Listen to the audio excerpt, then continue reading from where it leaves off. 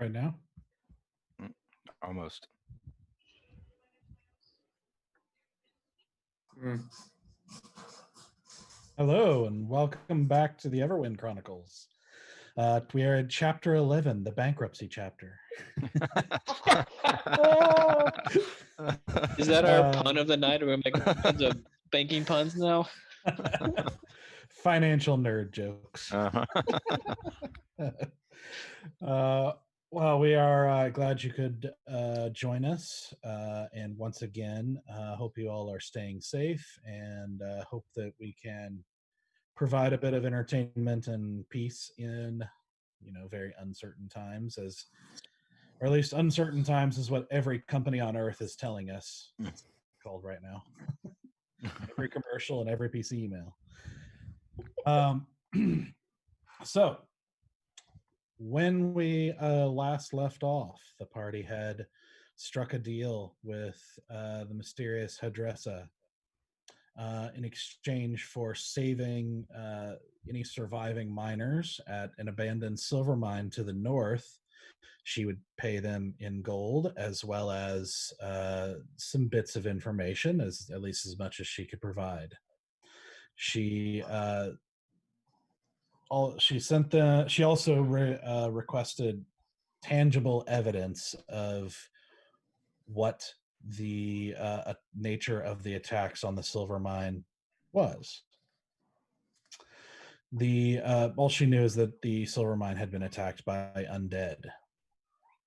So the party accepted, purchased new horses, and set out the next morning, and discovered an abandoned, or not rather abandoned, but the recent remains of a recently attacked camp with numerous corpses and evidence of combat. They also found skeletons trying to get into a locked mine and defeated them, and then entered into the darkness of the mine. After fighting their way through perilous situations and a angry troll, they found 5 remaining survivors who had barricaded themselves in a room near the entrance of an ancient underground temple.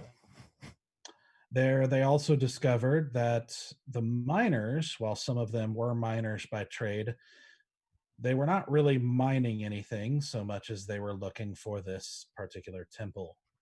As Edric, a small older gnome, was a scholar of sorts that had been researching um, ancient necromantic activities and had believed he had found the location of a temple of the ancient lich Shazran, who had last terrorized Corandia over 200 years ago and had been defeated, but had left behind various lost items and temples and places of power, alongside many other um, such places that are secretly found all over Corandia because of its long, unfortunate history with necromantic afflictions. So as Edric had led them to the place they believed it, they were unable to enter the temple because of a riddle, which was successfully opened by the party, where they found a sacrifice room that had been taken over by mushroom creatures, which they then slew, and then entered into the larger chamber beyond, which contained in the center a gigantic skull. There, they also saw a floating above a pedestal. On the far side, they discovered a staff of evil-looking nature, and fought some spirits that came after they tried to grasp the spear, or I mean, not the spear, the staff. After defeating these spirits, they were then confronted by a tall, thin man who I believe introduced himself as Vander. and thanked them for clearing the path and tried to negotiate an arrangement with them, offering them quite a bit of valuable information or magical items or basically other high value offers in exchange for allowing him to take the staff, and they could take whatever else was in the room as well. They, however, refused. He pulled out a scroll under the guise of saying that he had a letter to read. The scroll was consumed, and they suddenly found themselves staring amidst the number of living skeletons. As the action is about to kick off, that's where we're going to pick things back up. And I need everyone to roll initiative. Hey. Oh no. It's a What was one. that? It's Okay. a one. So that one's getting put away for the night. Okay. Thanks, Joe. Yep. Oh, Put it hey, back in the bag. I got a 1 too. Start off strong. Great. There we go. Hey, I I'll outdid balance both of y'all you. out because I'm bouncing y'all out. I got a natural 20. Hey. Nice. I did one better than y'all. I got it too. All right, Chris. Hey, 1 + 1. Yeah, let's take a look. Oh man, all right. Not good. That makes me a total of 4. There we go. Oh, bless you. Yep. Bless you, I need sweet to little see child. what mine's going to be.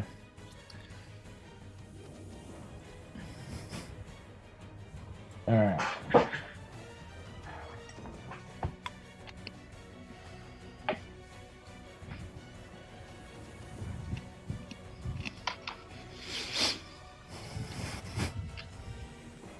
Apologize, I lost my pad here. All right. 15 or higher. 27. Freaking level 4. It's that alert. Uh-huh. 15, which I'll mention is also my hit points currently. Okay. Before we go Cool. into this fight, just Good to know. Run away.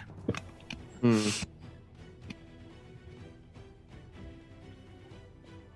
Okay. 10 to 20.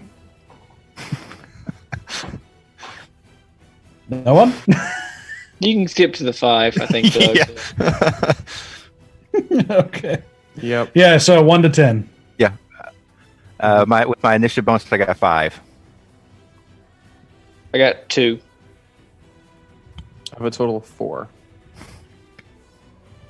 All right. So Valen, Easy, and then Bear. Oh man, we're gonna take some hits. Mm-hmm. we can't afford to take hits, dude. I know. I mean, I'm doing okay, but there's like 3 or 4 skeletons around, so that's gonna be interesting. Yeah. Mm-hmm. Okay. Asura, you are Yep. up. I would like to take the dash action to cover all the ground necessary to get right behind Vander, Let's see. because that's within 60 feet. Let's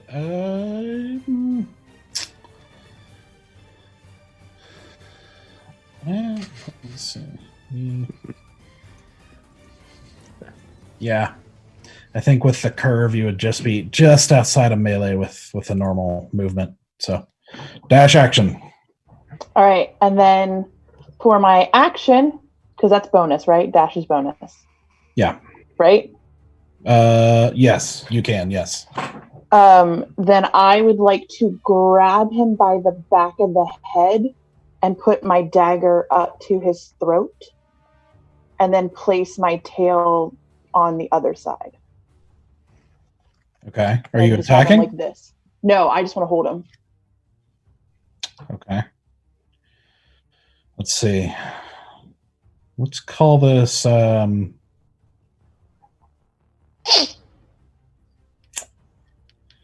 let's see. It's not really Normally, I would do a grapple Mhm. check, but I'll let you call it. Would you rather do a strength or dexterity?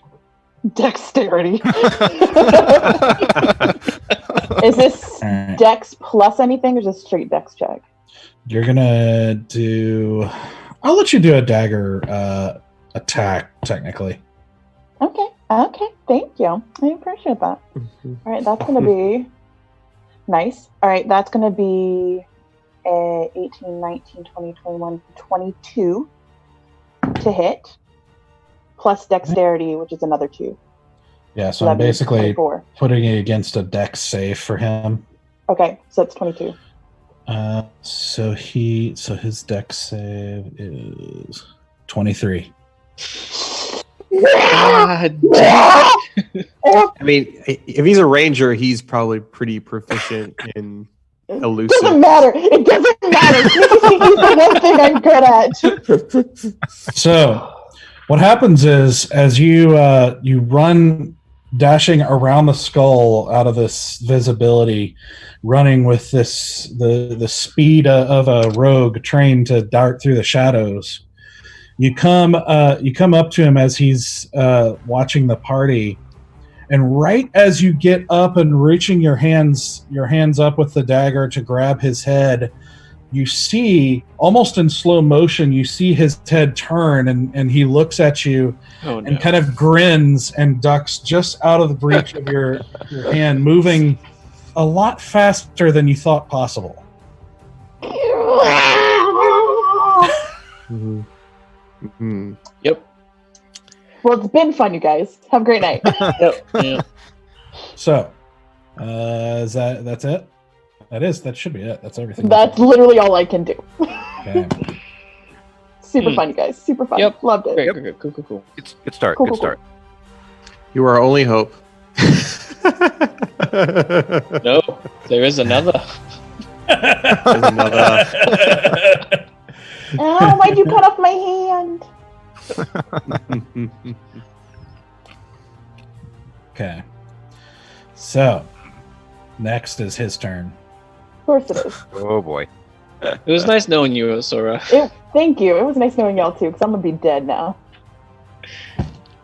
So, as he basically leans back with your hands with this kind of small grin on his face, he reaches down and grabs the sword that's at his belt, and in one unsheathing moment takes a slash at you.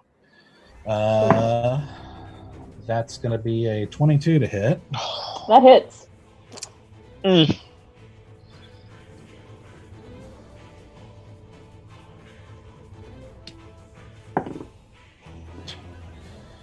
That's 12 damage. I'm not dead, but I'm not feeling good, y'all, and I would like to respond with Hellish Rebuke. Okay.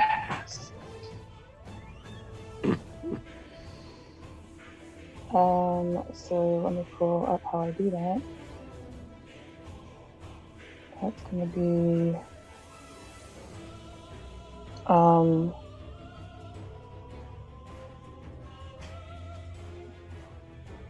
you have to do a dex save of 12.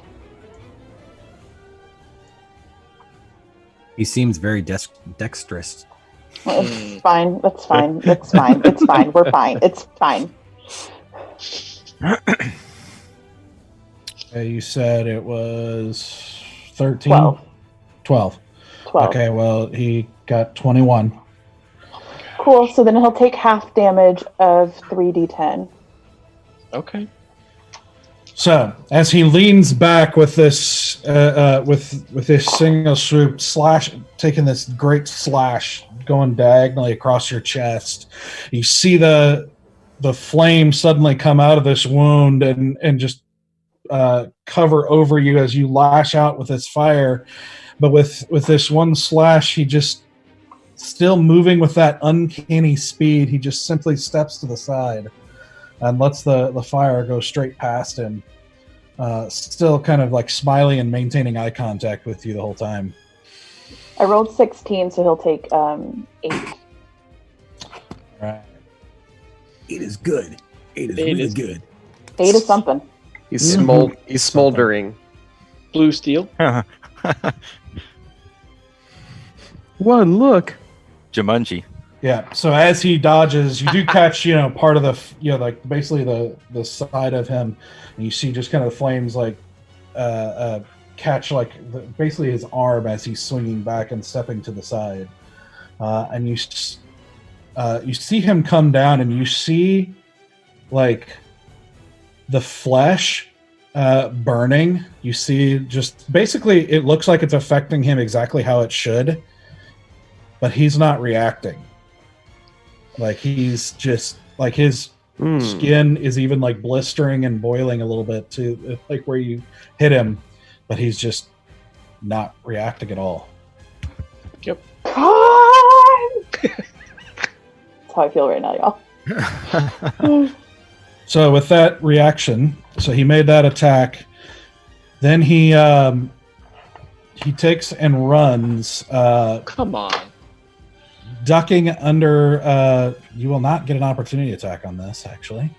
Why not? Oh, because I already used my reaction. So he basically, after he takes that step to the side, he in kind of one smooth reversal motion, he ducks under and jumps over the length of the thing up onto the skull over here. What? Turns and makes a second attack on you with his Me? bow. God damn it. All right. Well, Mm-hmm. Going for a TPK tonight? Yeah. That's a 17 to hit. Yeah, it hits. We can take him, guys. Okay, so it's 5 damage. I'm dead. No. or you're unconscious. Well, yes, I'm very aggressively unconscious. There you go.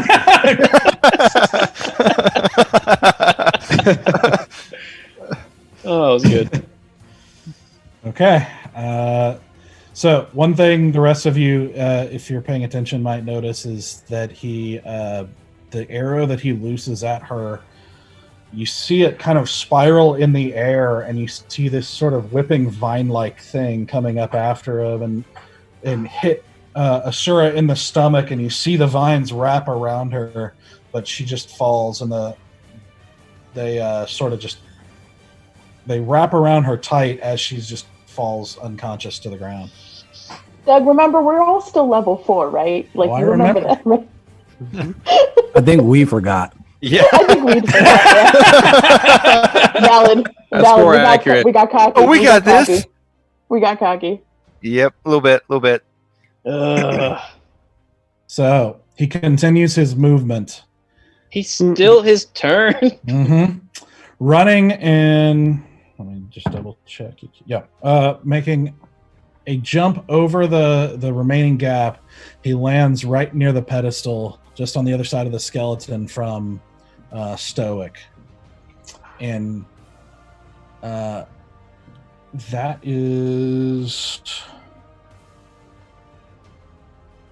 that's going to end his turn. Good. Stoic. All right. I still can never figure out this measuring tool. Are all the skeletons? What's the furthest skeleton away from me? Well, you're surrounded by 4. You've got 12, 20, 25. 25. Okay, so within 30. I would like to channel divinity and turn undead. Ooh. So Okay. that is a wisdom save DC of 13. Let's see, 1, 2, 3.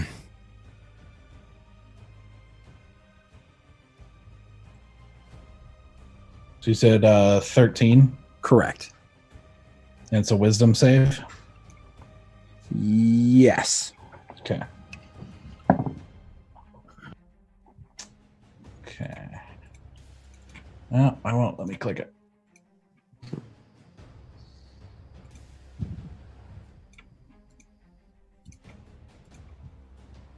All right, so let's see if I can find a good symbol for this here. Yeah, we'll use this one. So he failed.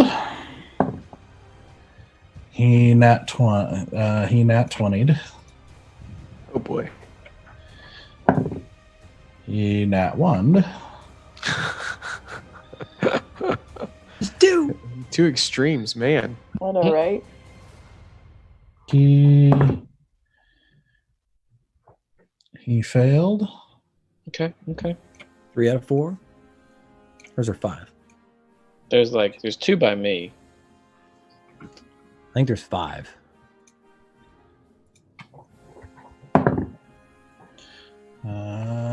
He definitely succeeded. Damn. Dang it. Okay. He succeeded. I think there's 6. No. And No, 7. you said it was 12? 13. 13. So he got an 11, so he failed. Okay.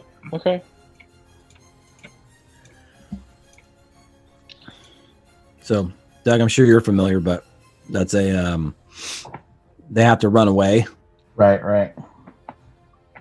and can only take the dash action unless they take damage. Yeah. Okay. Good move. All right. So that was my action. As my bonus action, what's my range?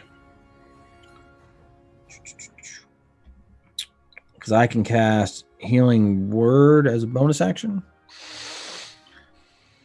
Okay.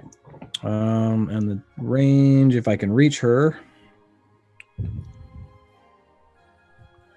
60 feet. So I should be within range. So, Okay, so you're healing her. I am, as much as I want to hit that dude in the face. Thank you, sexy healing hand. I'm gonna bonus action Healing Word, which is Sexy healing.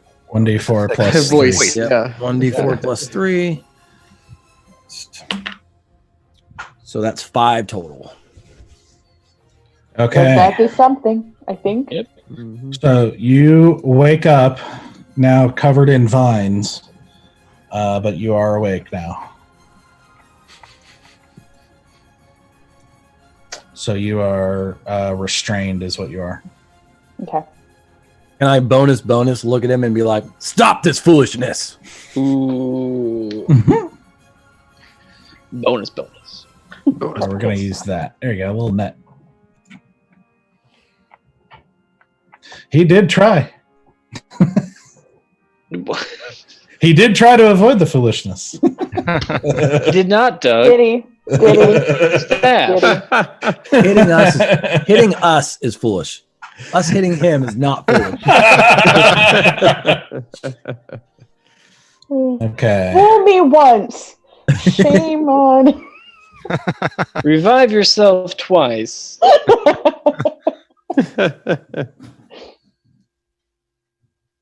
Okay. So the skeletons. All right, so we're going to start down here. So this guy. What's the radius of your? It's a duration for 1 minute. So once they've failed, they can leave the 30-foot range. And it still applies. It lasts for up to 1 minute or until they receive damage. Oh, they make a wisdom saving throw though. Yeah. So the creature fails its saving throw. Mhm. 1 minute.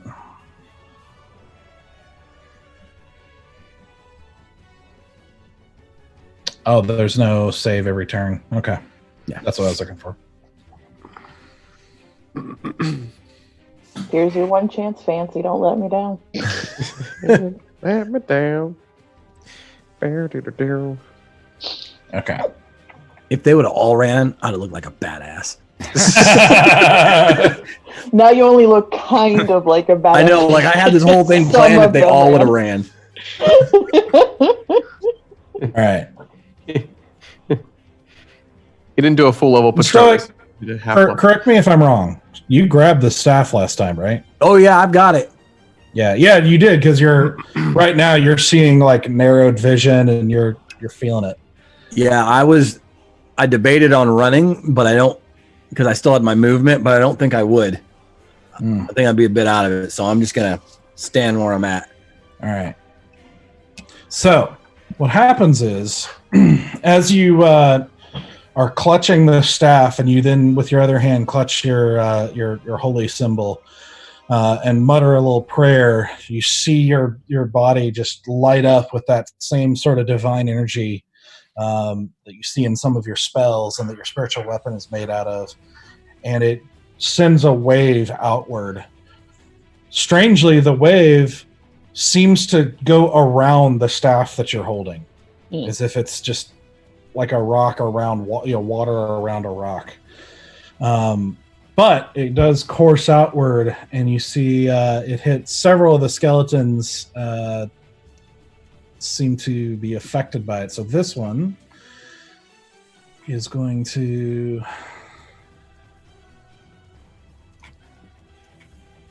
all right, so this one is going to make a run for the door here.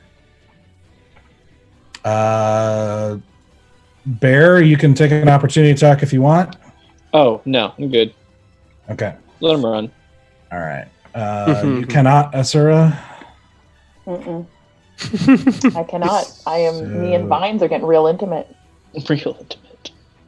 All right, so he disappears. So this one does not. Let's resolve those first. He tries to run, but can't really get any further than that. So he's just kind of there, trying to get away, but not. He can't really go anywhere. This guy is kind of in the same situation. He can't really come go on. anywhere. But this guy can run. At which point,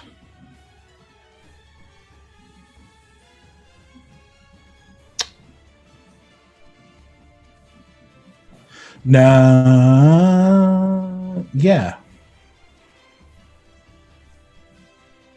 Mm-hmm. At which point, Vander, as the skeleton runs by Vander, you see Vander just whip out a fist, and he's actually going to attack the Shit. skeleton. Oh, Let's see. I feel like Vander used to be a DM. Okay. Stupid Vander. He actually misses, so you're okay. Yeah, your Vanderpumps don't rule now. What? Oh! Okay, so using the dash action, he also makes a run for the door as well. And disappears. Okay, so that remains the other three, Mm-hmm. which this one is going to attack Bear. Okay. And that is not going to hit. Damn straight. So he takes a swipe, but you just easily parry it. Right. It's at the moment weak. But these two. All right, so this one is going to grapple you, Stoic. So I want you to make a strength check. Gird your loins. What you got? I don't know what my adder is, but it's a natural 1. Oh. Oh, with a +0. All right. So that skeleton grapples you and is holding you in place. The other skeleton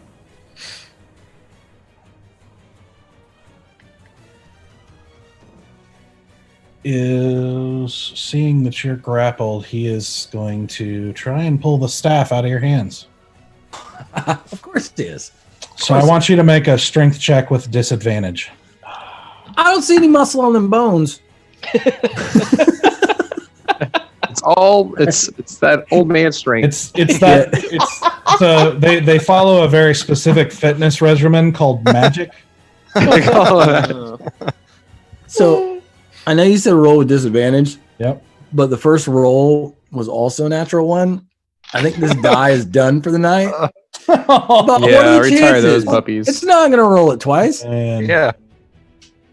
Let's see what the other roll would have been. Also a natural one. I think I just broke the record. Danny. Dude, I will send you a picture. I just rolled a natural one followed by 2 natural ones on 2 different die. All right, look here, Will. It's time to throw those out the window. Dude, Yep. we're going new die. Hold on. Like, those are done. Oh, They're weighted in the wrong direction. yeah. You give it to him willingly. oh yeah, sure. I didn't want that anyway. All right. So as the one skeleton grapples you and holds you in place, the other one takes advantage of it. It just rips the staff out of your grip and immediately turns and hands it to Vander, who then takes the staff and just that small grin still in place, looking at you, Stoic, and winks at you. They want to wink back at this point. I'm like, The skeleton then turns back to you. And that's it. That is the skeleton's turn.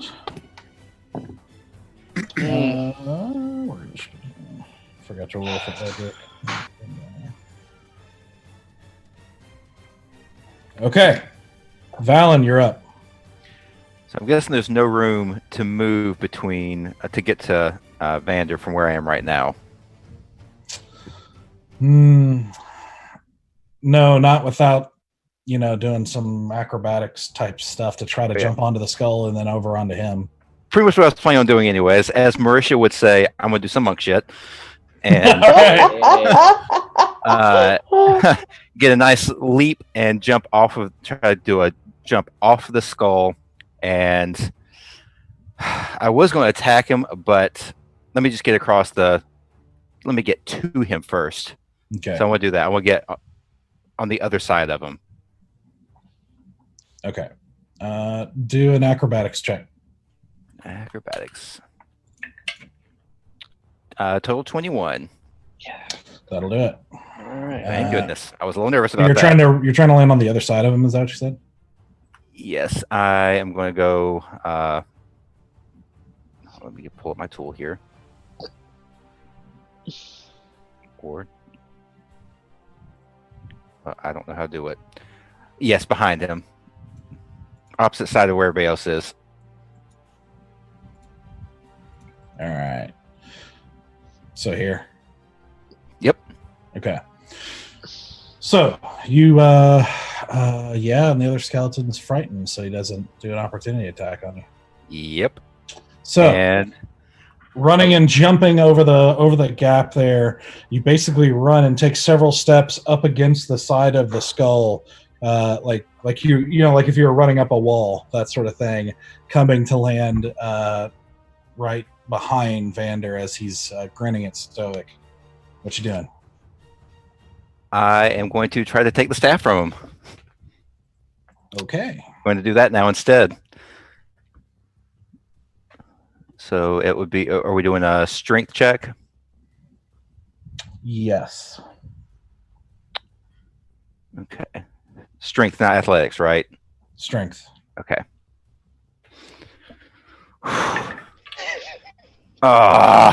It went from a 19 to a 3. Oh my, Oh my god! are you 5. serious? Well, that's okay. He got a 19. So, Why? so as you reach up as he's facing Stoic, trying to catch him off guard, you reach for the staff to grab it from him, and he feels you, and quickly you see his head just dart around quickly to you. Again with the grin, he puts the staff just like a few inches further down onto the ground and uses it as leverage to wrench it out of your hand pretty easily. Yep.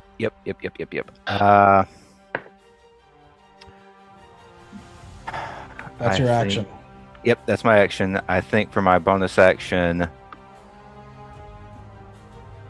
I'm gonna spend a key point and do, what is it? The patient defense. So I can take the dodge action. Okay. And that is my turn. All right. Easy. All right. I'm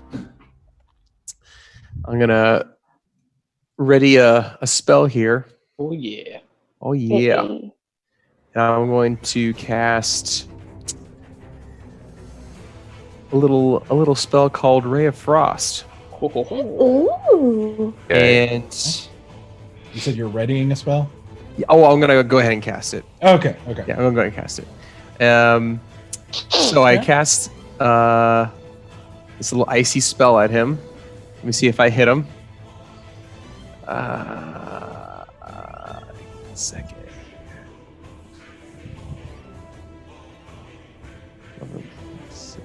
Was it 17? A 17 does not hit. Are you kidding? Whoa! Well, So, as you let loose this ray of frost, this bluish light beam that streaks through the air, with the kind of like crackling of frost, going through, like frozen air, streaming behind it. You see him as he's looking at Valen, just sort of lean back as it streaks right past his face. Valen, you also notice that there is some sort of strange, like faint light that seems to be coming from his chest under his clothes. Tony Stark? Yeah. Iron Mander. Iron Man. Love it. Sorry, Easy. What you doing? I shake my head in defeat. Okay. Bear. All right. But Now, remind me again how unarmed strike works. Like I have +5, so I just like roll my d20 and then +5, and then. Yeah, it should tell you on your actions there. Oh, okay. Yeah, Oh, it's wait, on a one hit. of your actions toward the bottom is unarmed strike. So in your case, it is. So I still have to like roll to hit, but then if I hit him, I just get 1 plus my strength modifier. Yeah, it's just like a set damage if I hit him. And you'd have to have a simple weapon in the other hand. Right. Thank you. Oh, that's fine. Give me just a second. Yep. You'd think I'd know this off the top of my head right after Valen being in the game for all this time, but you are correct. Yes. Okay. Well, so in one hand I have just the throwing axe, and then I'm gonna kick the non-affected skeleton, the non-frightened one. Okay. I'm gonna kick him in the gonads, the skeletal version of the gonads. Okay. That is 11. For the kick, Yeah. does not hit. Okay. So you take a shot at everything, but it just moves its knee up and blocks it basically. We're not doing great, guys. This is a good time. Bear, it's a skeleton. He doesn't have those. Name it something else. I thought it like still applied. Anyway, New plan. Also, way to assume that this skeleton. I mean, it's a sensitive spot for all people, I would think. Anyway, moving on to the next idea. I'm The going to gonad bone is connected to the hip bone. Everyone knows that. Easy went to class that day. That's right. Gonad anatomy. 101. Is that the sequel to Grey's Anatomy? Because I'm not here for it. I'd watch that show. All right. After that failure, I'm going to run over to Asura with my axe and try and cut her free. Okay, the skeleton will get an opportunity attack. Okay, go for it. That is not going to hit. All right. Worry not. Cool. So yeah, I'm gonna get on my knees, pull up my axe, and cut the vines. Do I need to roll for it? Yeah.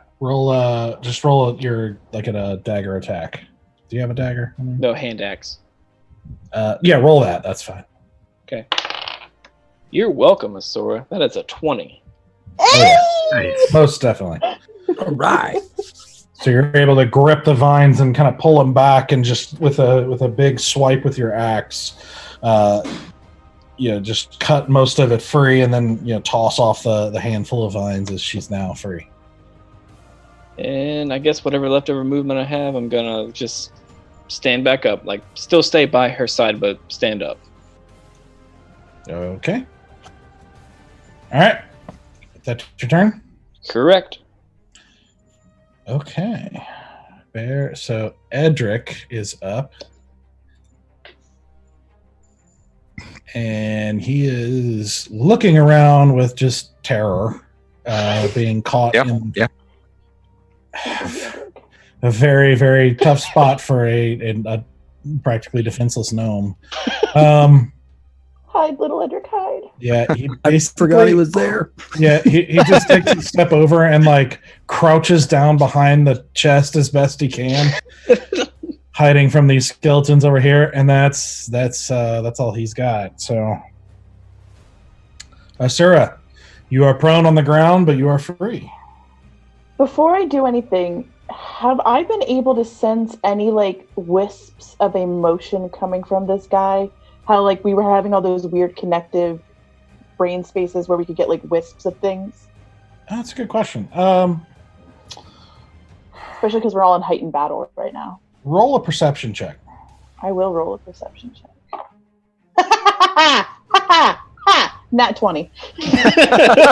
Nice. There's balance in this universe. Okay. This universe is aggressively balanced right now. Ones and 20s. Yeah. Ones and 20s, y'all. Okay.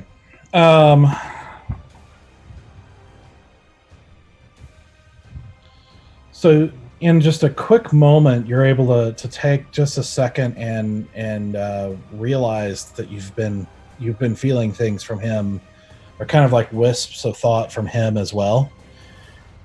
But it's strange. It is chaotic. It's this weird mix of just disciplined focus. It's almost like it's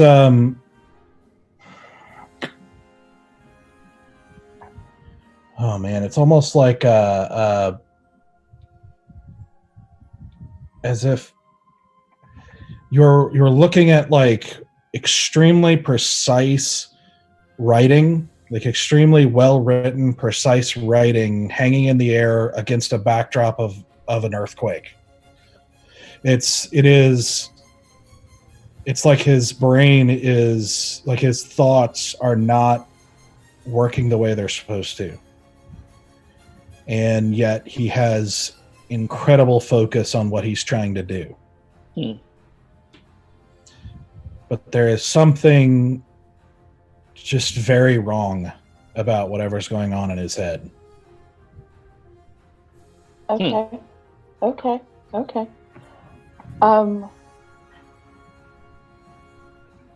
Would So technically my action was rolling a perception check. Could I send him a thought as a bonus action? I'd even allow it as a free action. Okay. Because as long as it's short and quick. Just like speaking. I would like to send him not a word or like a specific word, but a feeling. Okay. And the feeling I want to send him is a very personal feeling that I experienced back in Al-Raqqa. Or, well, not Al-Raqqa. If I need to send you the specific, I'll send it to you in Slack. But part of the trauma of the past. I want to send him a very specific type of desperation, like that feeling when you have given up, like when you had truly given up on like life, on of like everything, that like true desperation feeling.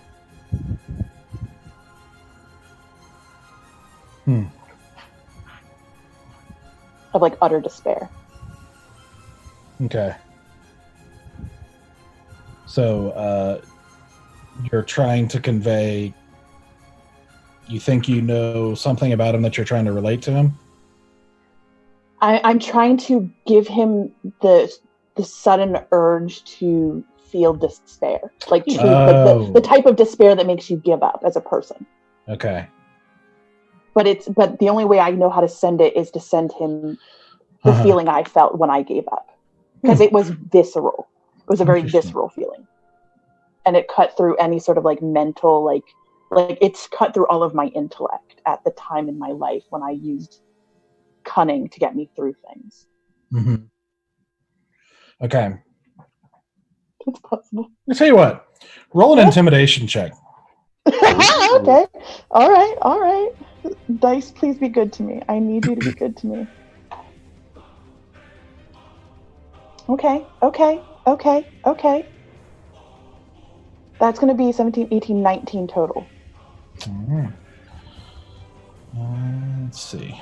So this would be...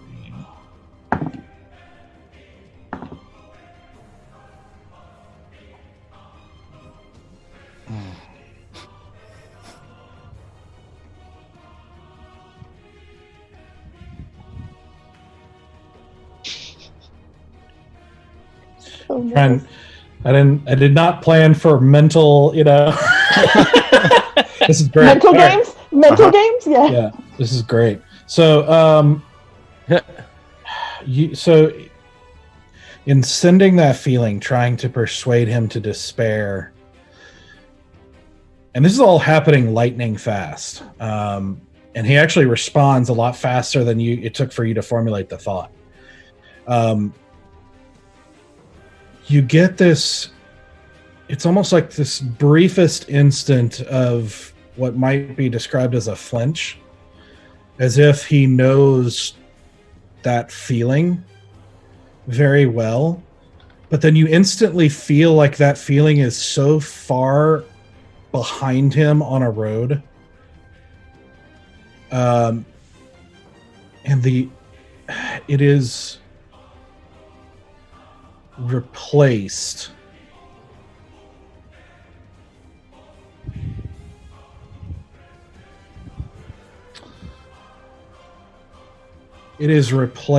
by an absolutely stunningly powerful, inexorable force that is just cutting through everything else in his thoughts to where there is nothing else but what he's supposed to do. Where his very being and everything he is all about that. To the point that it's like you get the sense that he's been through what you're trying to send him, but he is so far beyond it. Like it's so distant to him at this point that there is nothing else. Okay.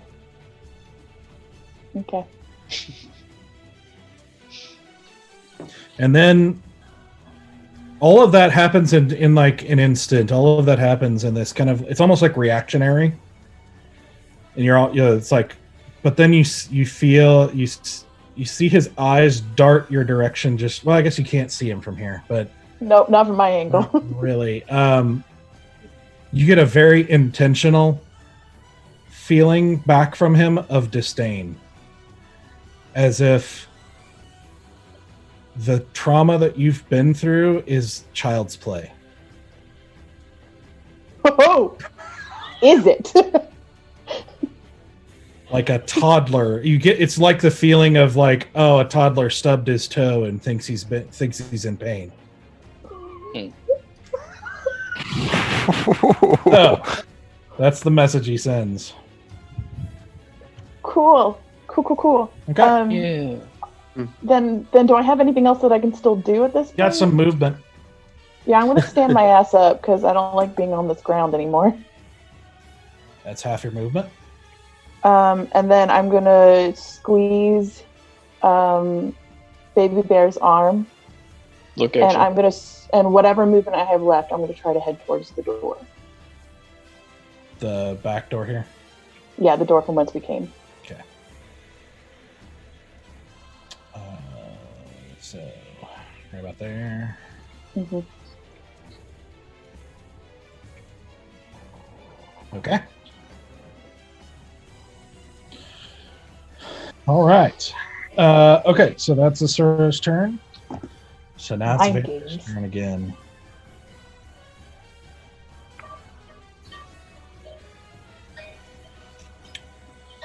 All right.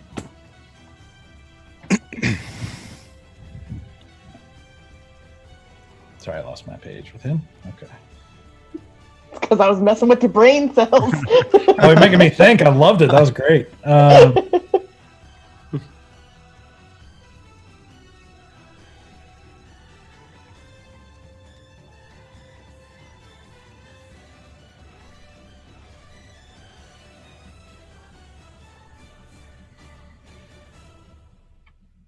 All right. So he is going to make another slash at Valen. And that's a nat 20. Oh my gosh. At least I've got the dodge thing going for me. That's true. Oh, yeah, so that'd be a disadvantage. Yeah. Okay, so the second one is a 23. I think that hits. Yeah. Really. Why? What All right, is so that's this? 10 damage. He's rolling really well. Yeah. Yeah, I would say so. I would say so. All right, so that's 10 damage as he takes a slash at you across your stomach. Mm-hmm. And as you are kind of stumbling back for a second, grasping at your, involuntarily grasping at your stomach, Mm-hmm. he takes a leap back up onto the skull. And let's see. Do I get an opportunity Nope. attack? Okay. Because the dodge. No. This, I hate You this notice guy, I hate this person. His ability to move and dodge is similar to yours. Mm-hmm. He's spending some key points. Well, Battery's got some No, fancy it's- boots on.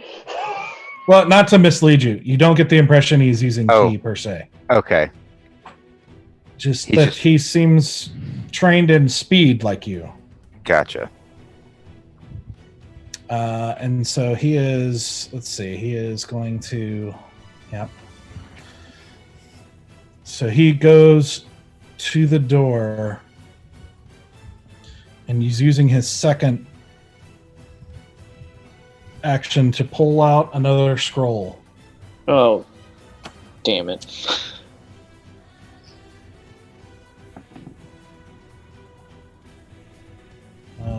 Let me see what his, This guy's worse than the Necromancer, y'all. I hate him. I wanted to see this guy's character sheet. Yeah, right? I feel like there's some shady things happening right now. I promise you, I haven't fudged anything. Like, this is, We trust you. We trust you. No, there's he some is guys rolling that very well. I think there's some guys that you fight, and then there's some guys that you run away from, and there's some guys that run away from you. I mean, it's true. You don't fight everyone you encounter.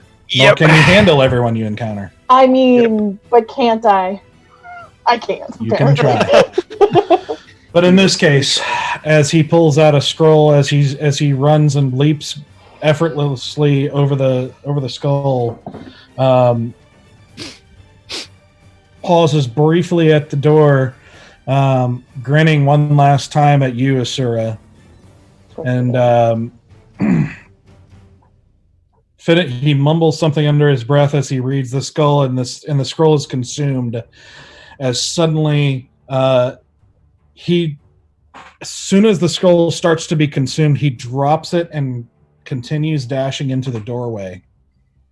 As the scroll consumes it before it hits the ground, you see this red little beam of light come out from where the stream, where the scroll was, and hit the top of the doorway, and the whole chamber is rocked as this explosion of fire hits the top of the doorway there. You feel the heat blow you back, Asura, as, let's see. I'm fire resistant. You are fire resistant, yeah. That's my one innate defense. Got one thing. I got one thing. It's my hellish resistance. Okay, well, good thing it's just you. So I need you to make a dexterity saving throw. Of course you do. Don't get knocked into the ravine. With your 5 hit points. Don't even joke. All right, that's going to be a 20 total. Oh. Not an at 20, but 20 total. Okay, so you save. So let me see here. Fireball's a mean spell. All right. So you would have taken 24 points of damage, but you saved, so it's only 12, and you have your resistance, so it's actually only 6. Well, I'm still dead again, you guys. I was like, wait a minute, you only have 5 points.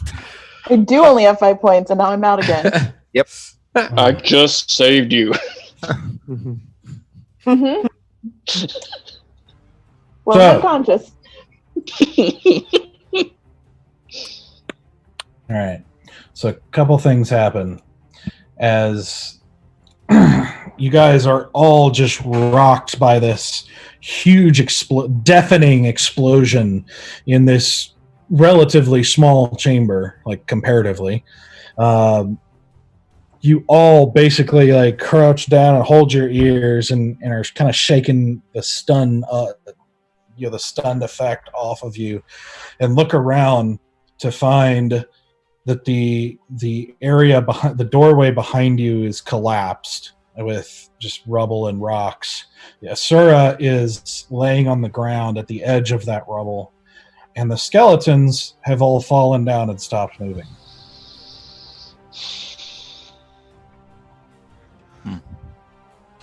Well, that Damn could it. have been better. I immediately run over to where Sora is. And I will do not healing word, because that's a distance spell. I'll do that one with touch. Oh, it won't let me mark multiple. Which is, I will cast Cure Wounds, Okay. which is 1d8 plus 3. So 6. I will take it. All right. So as the ash and dust and everything settles, you cough as you come awake again. Gently in my arms. I've picked her up a little bit, and I'm looking down at her That's precious. when she comes to. I say a word when I wake up. Do I hear this word? I don't know. It's very quiet, but I say Rieta. I thought you were fireproof.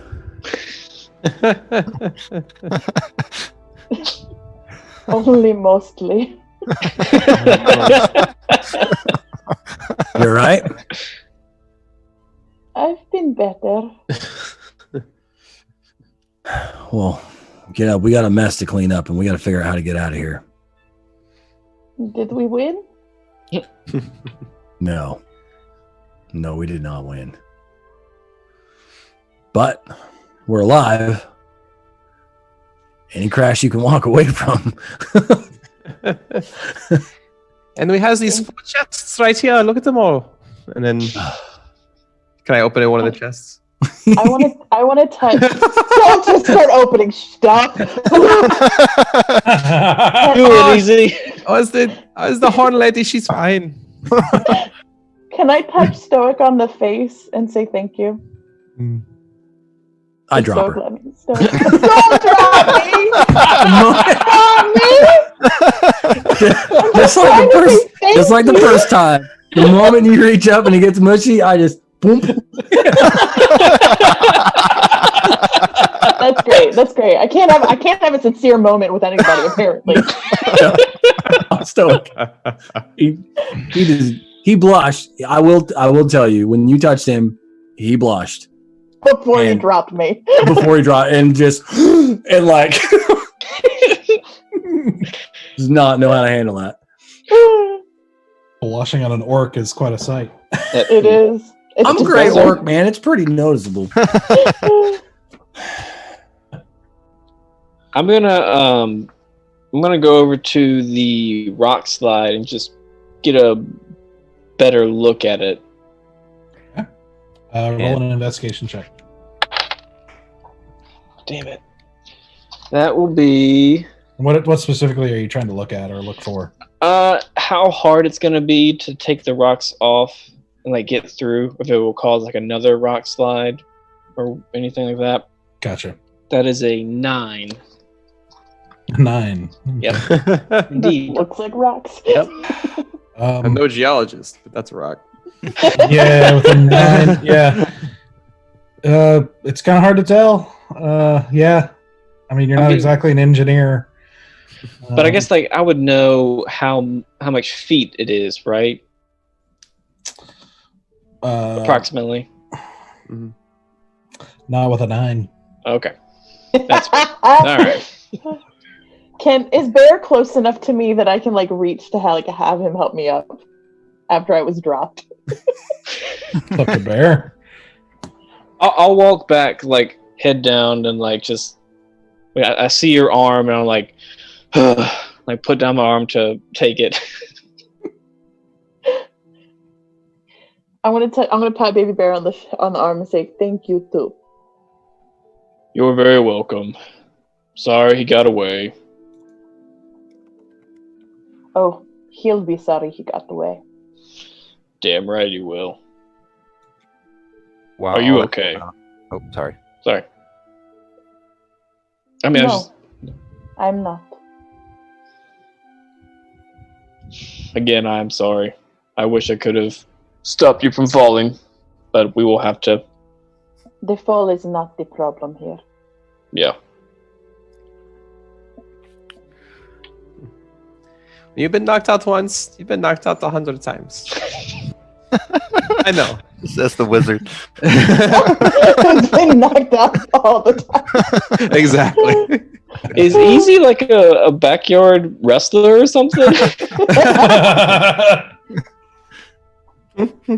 While Can we Edgar's get back to the other peoples who are stuck on the other side of the rock slide? We have to help them out. Well, There is a door on the backside, isn't it? Yeah, there is. that way is shut. I could not figure out a way. Well, we can go forward. And I'm picking up one of the skeletons and kind of holding up, feigning like I'm examining it. Okay. And then I just launch it towards the skull out of frustration. Nice. As hard as I can. Nice. All right. So you guys hear a sudden as you see skeleton bones shatter across this skull and then fall down into the abyss. You hear a couple more as it hits, other things down there, other rocks or whatever's down there. Can I silently hand him another one? And actually, I should note it takes a good 10 plus seconds of occasional noise before it stops and goes silent again. I'll just be standing behind him holding another one. You should try it. It feels pretty good. I think it will. And I'll chuck that thing. It is a shared sentiment. As another one, and again another 10 seconds of occasional the bone pieces hitting, other solid surfaces. Another 10 long seconds before it goes quiet again. That was embarrassing. I don't like to be embarrassed. I don't like to lose. I don't mind losing. I just don't like the fact that whoever that maniac is now has a very powerful artifact. Yeah. This is also true. Something is very wrong with him. Yeah, telling me. And I don't just mean that he stole something that is bad. I mean something is wrong with him. His mental state is not okay. And I don't know if it is his alone to have experienced, or if something is doing it to him. He did have this glowing. Doug, you said it was underneath his shirt or underneath his armor? Yeah, it seemed like underneath his clothes there seemed to be a little bit of a glow from his chest, his torso. Seemed to be some kind of glowing, and I don't know what that could be from. How long has he been following us, do you think? He said for a while. Since we entered the cave systems. I don't like that anyone can be behind us and we not know. Well, we may have bitten off more than we can chew in this situation, to be frank. Yes. Sorry, I who's have a Frank? strong appetite. I knew that was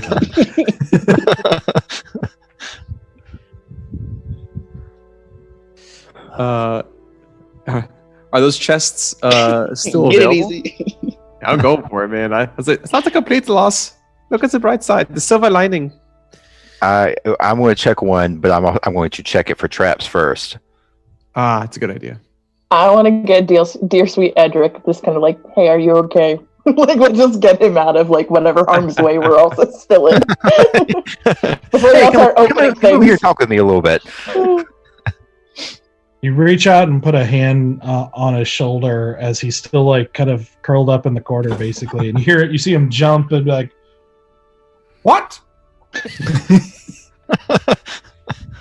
What did you say?"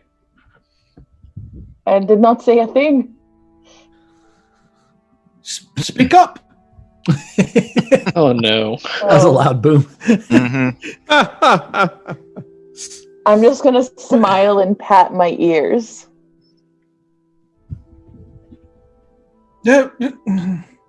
Yes, those are called ears. I Going to help him up.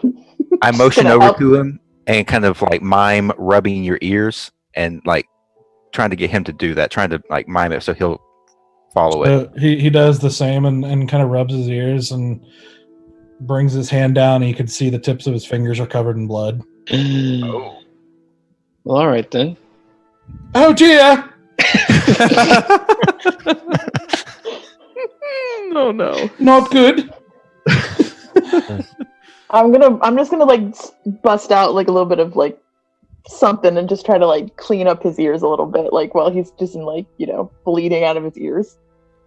I can't heal anybody, but I'm gonna do the best I can. Do you think that will help? I'm just gonna shrug and just keep on cleaning. Yeah, Oh, This is very bad indeed.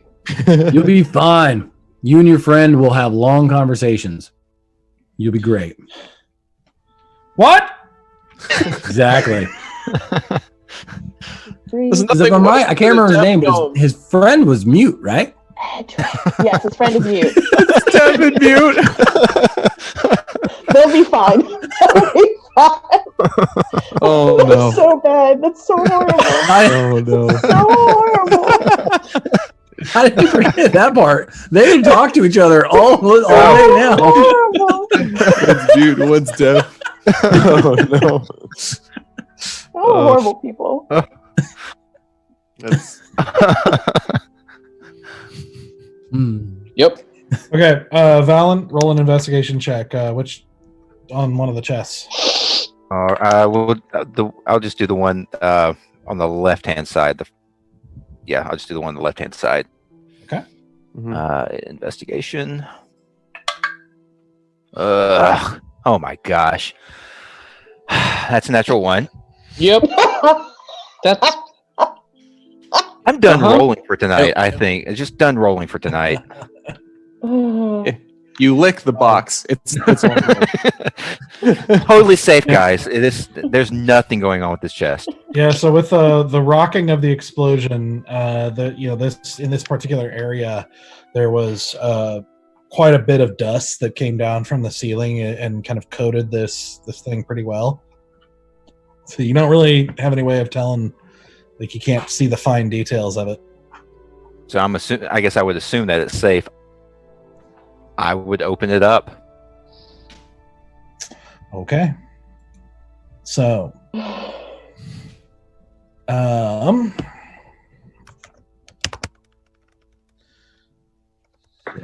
look real quick. So in this chest. So in this chest, you see a couple of you see some robes. What look like it might have been cloth or robes of some kind. When you pick it up, I should have said it wasn't trapped. So as far as you know, you unlock it, and this one looked like it might have been locked, but that the lock is so rusted and deteriorated that it just came open anyway. And so you open it with a creak, and you see these rags inside this cloth that when you pick it up to move it, it basically just kind of disintegrates in your hand, as if it's whatever these were is so old it's basically one step shy of dust at this point. So after rummaging around through this, you do find a couple of things. One is the loneliest number.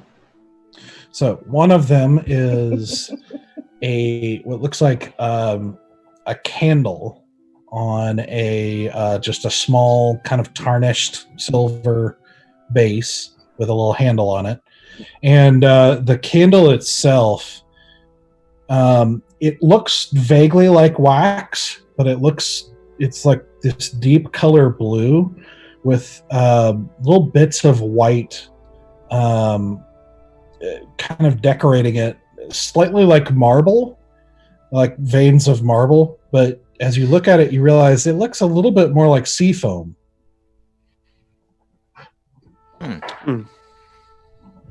So like we found the magic candle. The second item that you find is a skull. Oh no.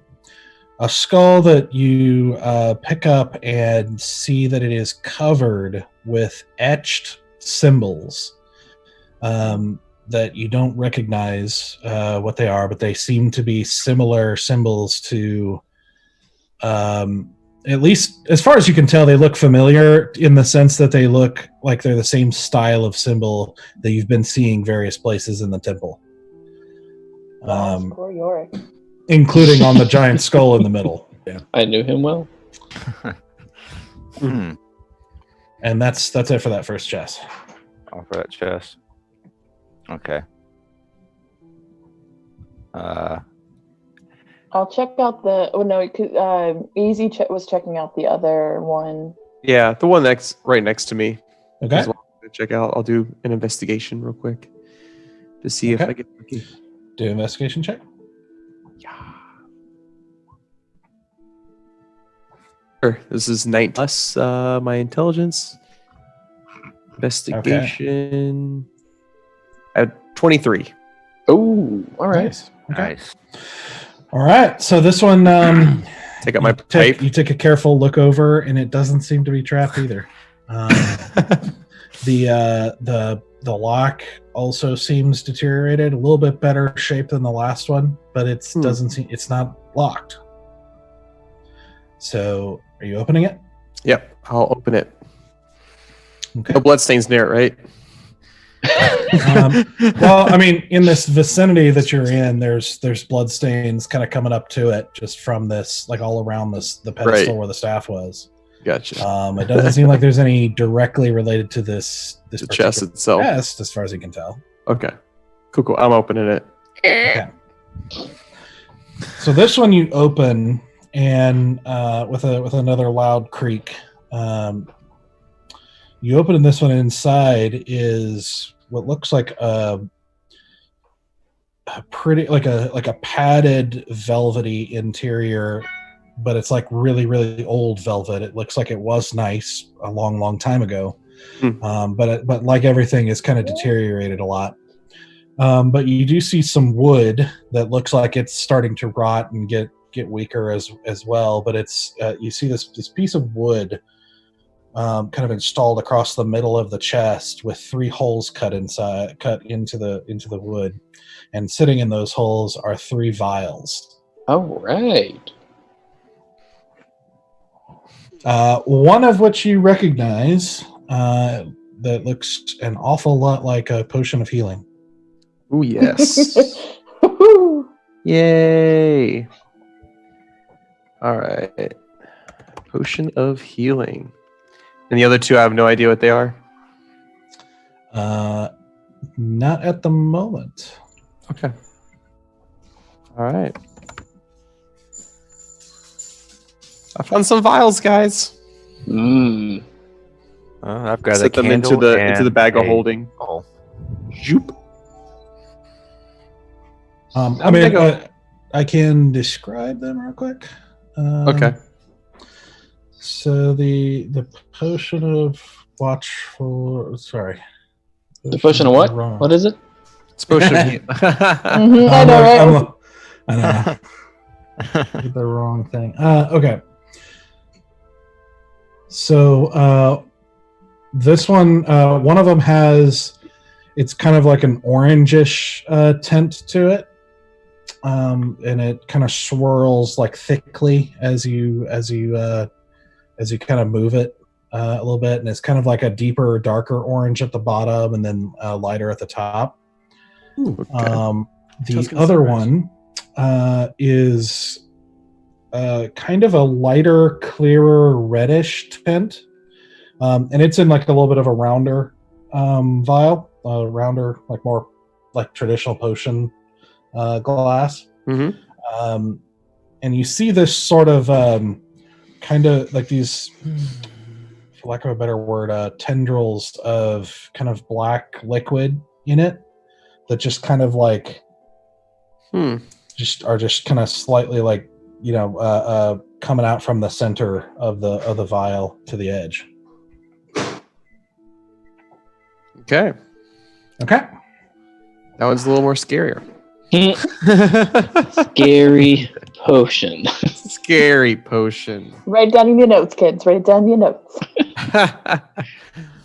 All right. Cool. I'll check a box, but I'm not even gonna check to see if it's locked. I'm just gonna open it up, see what all the fuss is about. Hmm. So Bear instantly dies. Yep. Fun times, yo. Okay, so which one are you opening? I will do. I guess the one on the far right. I think that has not been checked yet. Okay. Far right. All right. So Yeah. that one has a. So you open that one and you see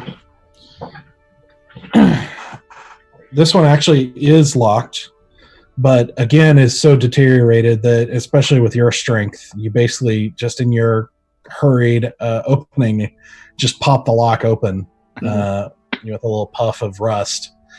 And inside, you also see a collection of far deteriorated cloth.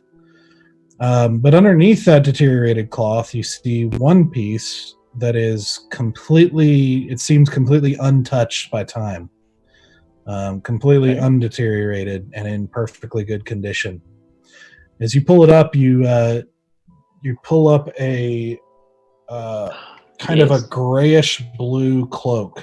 With like a soft kind of just slightly grayish red, like almost a wine color on the inside, with a hood and just a little bit of a silver trim around the hood, and along the front where the cloak opens up, and just kind of trimming it all the way around the edges. Guys, it even matches my color palette. This is amazing.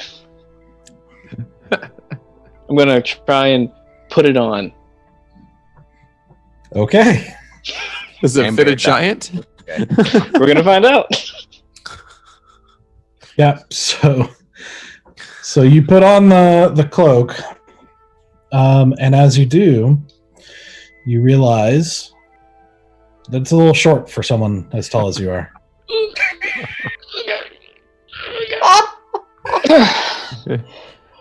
Fat guy in a little Little cloak.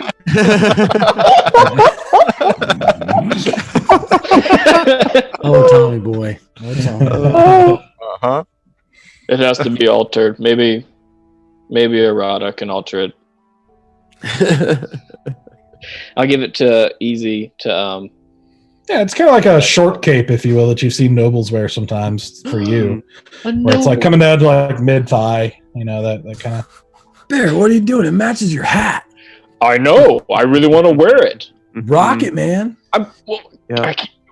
Do you mind if I try and see if I can try it on? Yes. But only for like a minute. Like if it's really cool, I want it back. But you can try it. Okay. And So whoosh it around me and try to, I guess, Okay. whatever, fasten it however it's set up. So it's basically fastened the same way most cloaks are, and so you put it on and fasten it, and it seems a little more accustomed to your size. Yeah, figured That's it. You have a cloak Throw the on, cloak over. Yep, throw the hood over and and instantly you switch classes to a rogue. No. Hey, I have one job. It's a stupid job, but I'm gonna do it on this ship.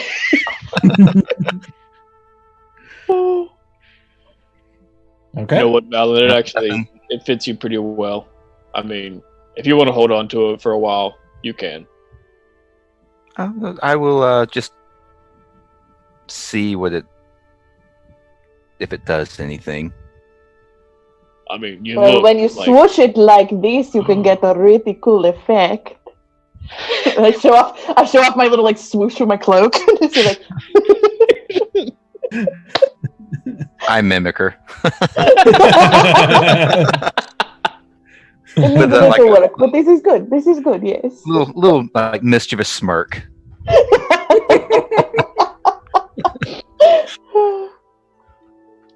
And I give Easy the candle and the skull to put in the bag of holding. And if anybody else going to check the last chest? I'm not. It is closest to you.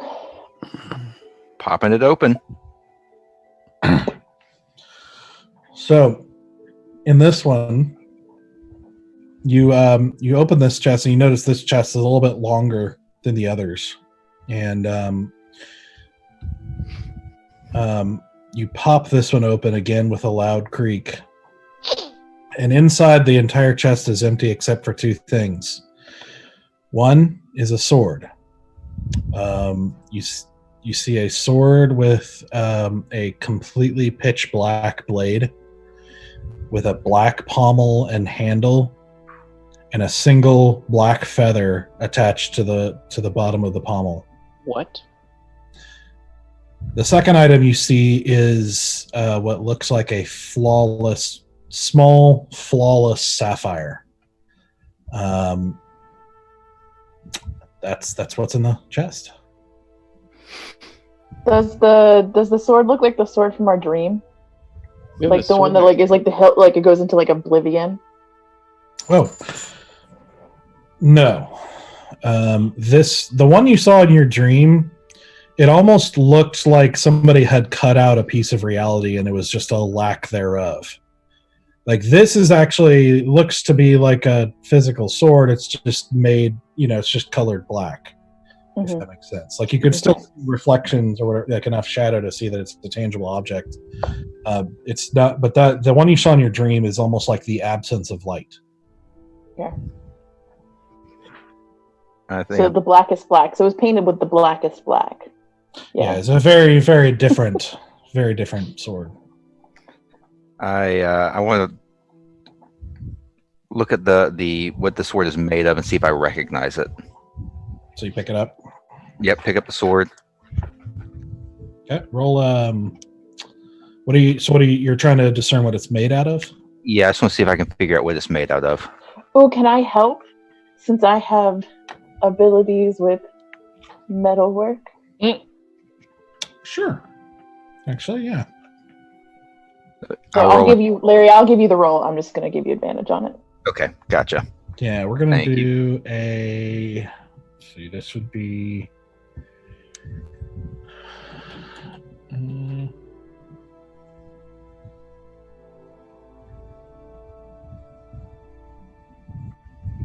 sorry, I'm looking through. I don't. Let's just do a straight intelligence check. Okay. Intelligence. Oh my gosh. Hey, advantage. 3. Roll again. Roll That's again. right. Roll again. Roll again. I don't know if it's I gonna, gave you know what? advantage. I'm changing dice. I'm going to change the Okay. dice because that one's not done well either. There we go. That's an 18. There you go. Nice. Ooh. Okay. So Nice. as you're looking at this, as you run your hand down the blade and touch it and everything, you can tell it is still razor sharp, and it's a little bit colder than a normal metal to the touch. Not ice cold, but it is slightly cooler than swords you've touched in the past. And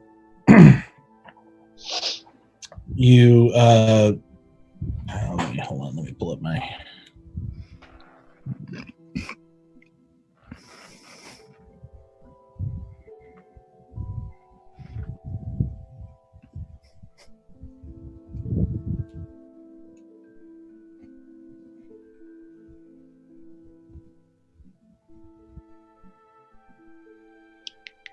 okay. So as you're running your fingers down the blade, it's a lot smoother than you expect. Like even the most well-made steel still has a little bit of a texture to it. Like just the finest grain of steel on it, but this is like perfectly smooth. Almost, it kind of messes with your mind. It's like it's clearly not liquid, but it's so smooth it almost feels like it's liquid. But you are not able to tell what it's made out of. This is something else. As you are holding it and examining it and everything, and kind of looking it up and down, you hear from the other side of the chamber, and oh dear, might I see that? As you see Edric coming over, as Asura had finished kind of helping clean up his ears and everything. And then he blew out mine. I hand him the sword. I hand the sword and the sapphire. Just. Well, he takes the sword from you and kind of like you know, it's a little heavier for him, but he takes it and everything, and kind of looks over and he's like, "Oh dear, this is quite terrible. If I'm not mistaken, I believe this is a sable blade. Yeah, I think that the feather confirms it. I'm quite sure." A sable blade. And I kind of yell that, hoping he can hear a questioning tone of, "What are you talking about?" You yell it. Yes, hopefully he can hear. Finally, someone talking in a normal room voice. Does anyone have healing skills left for this kid? Nope. I'm done.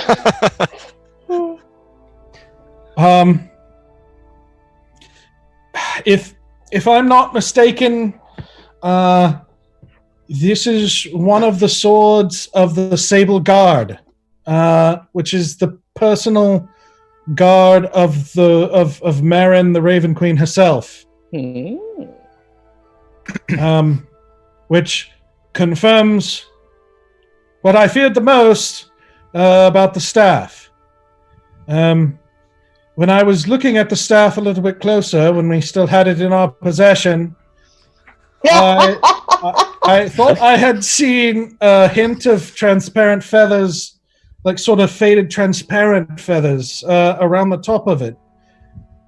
And it's the same type of feather as this. If it's true, then it most certainly is Shazran's personal staff.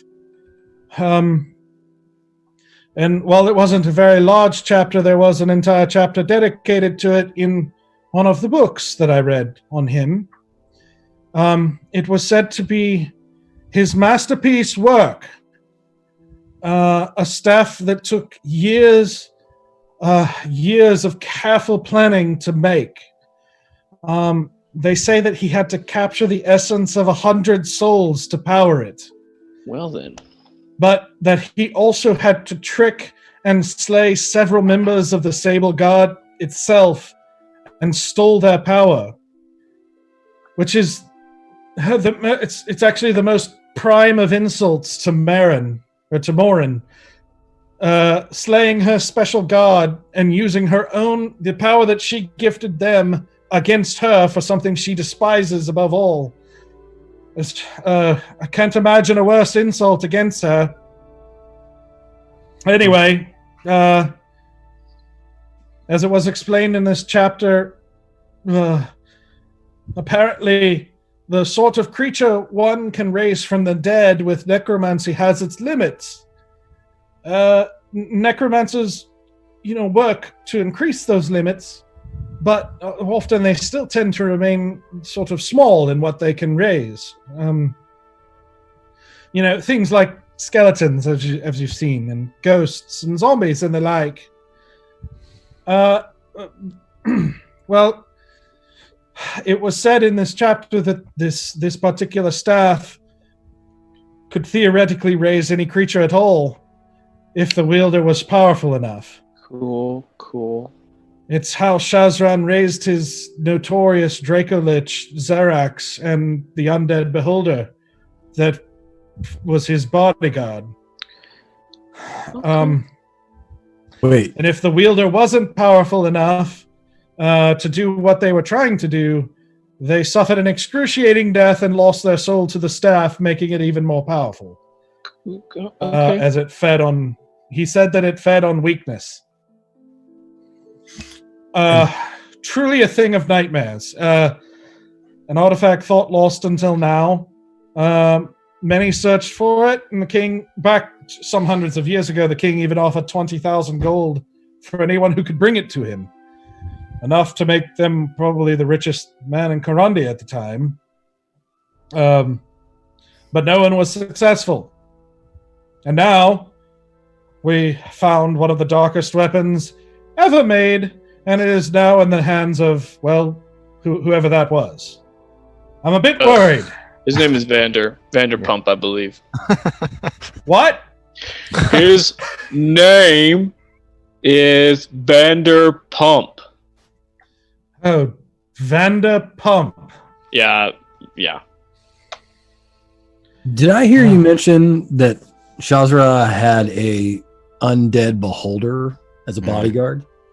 Yes. That apparently is how he raised it. Beholders are most powerful. Did your book tell you what happened to it? The beholder? Correct. I believe it died in the final combat with Shazran. Okay. We're in his temple. Well, died and I again. would really prefer not to run into an undead beholder. I don't know what you said, but sure. Okay. Good enough for me. So the staff, again, shouting this, is he created that to raise these things. And I point to the sword. What is this something that can also raise the undead or anything like that? The sword. The sword. No. Is the sword dangerous? Well, I mean, all swords are dangerous, I think. In the wrong hand. Or the right one. Yes, I mean it is certainly a sword of Morin's personal guard is going to be quite something. But I don't know as much about the nature of their personal weaponry.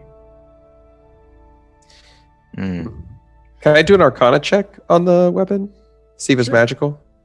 Sure. Didn't we hear at one point that the Raven Queen was against the necromancer dude? Like they were not on the same side because Are you his asking people him? were. Yes. What? I'm not screaming. I mean, I'm not. Stage Sorry, yelling. but I'm Stage not. yelling. I'm not. Didn't you say that the Raven Queen and the Necromancer were on opposite sides? Could this sword be used to kill a Necromancer? You know, you're quite the actress. When you yell, you change accents. It is a very good skill, I know. It's a complicated situation. Can you repeat the question? I have a good ear. I have a very good ear. To sum up my question, could this sword be used to kill a necromancer since it is a guard of the Raven Queen who was against the necromancer man? Well, I suppose it's possible.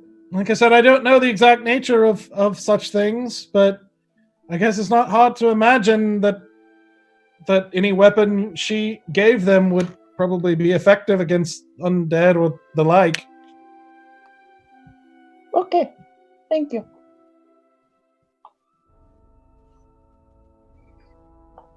Sounds like a weapon worth keeping at least.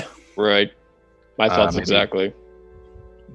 Maybe Well, put regardless, it is very nice metal, and I want to hold on to it. maybe put that in the bag of holding till we know a little bit more about it. Not a bad idea. And it cuts through the bag of holding. Oh no! We all get sucked into a wormhole. And I think when Valen says that, he looks at the robe. He kind of looks down at the cloak he's wearing. He's like, Slowly takes it off. Maybe put this actually toward Edric. What is this? Is it just a normal cloak, or is there something Shazran about it? I'm not sure. It could be. I don't know anything about a cloak in particular.